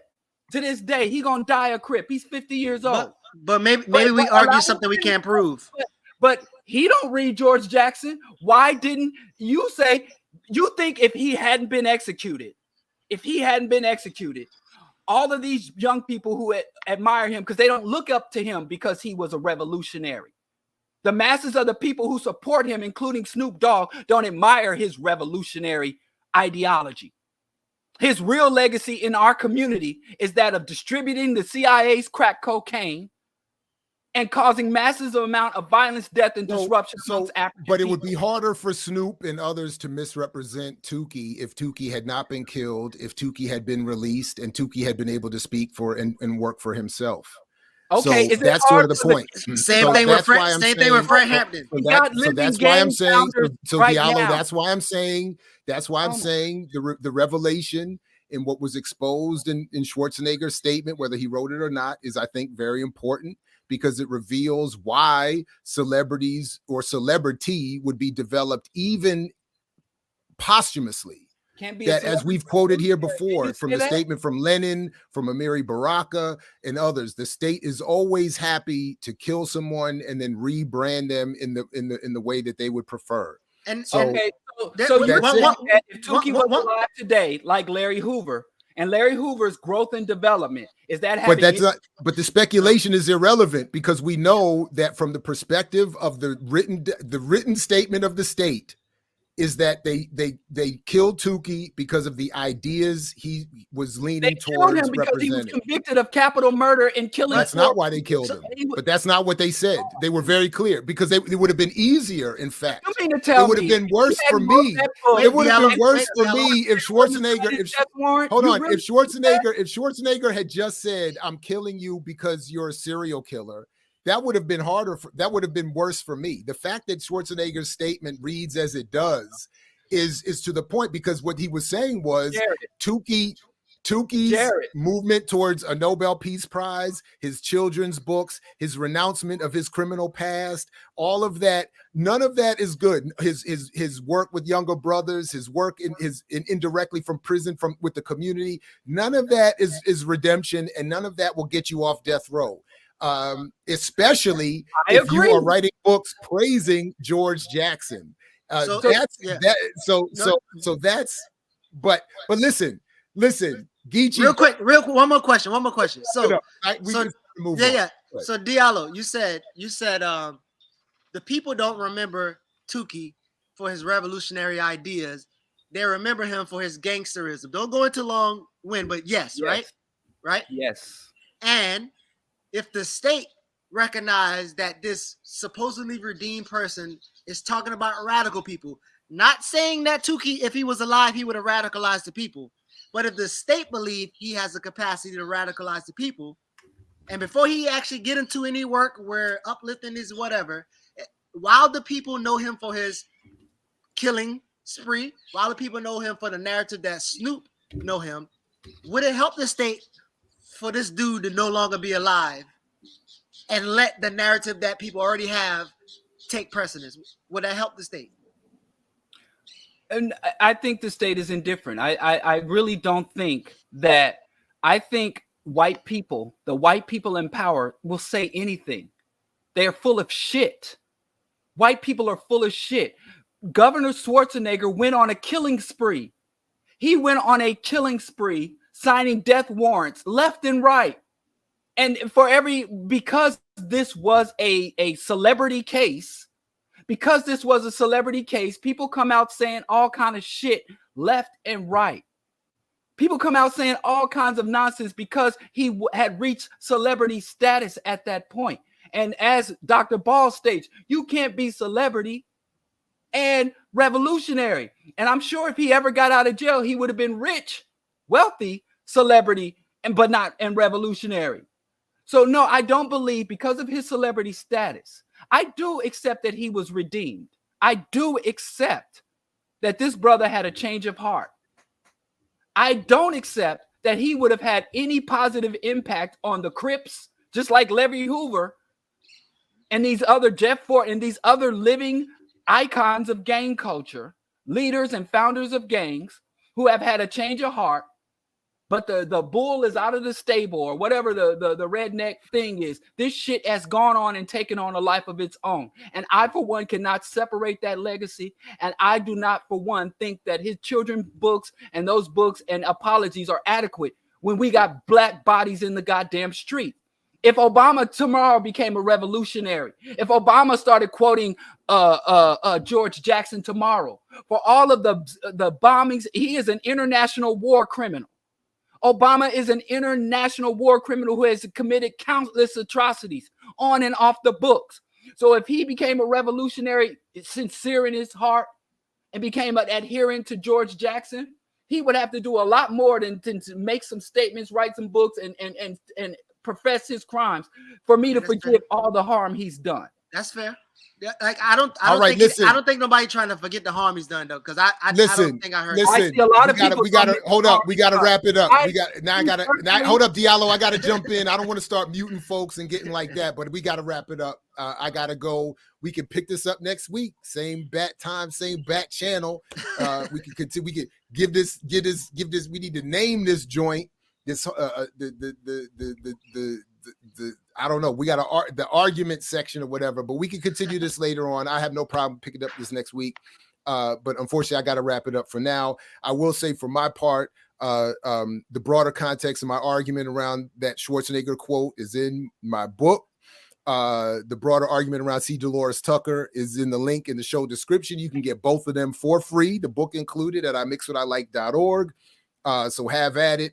And if you got something to say, put it in the comments. Other than that, brothers Diallo, Geechee, big shout out. Appreciate you, brother Africa. Thanks to you for jumping on as well. Thanks to all the remixers who were here live and to those who will see and hear this later. Appreciate you as well.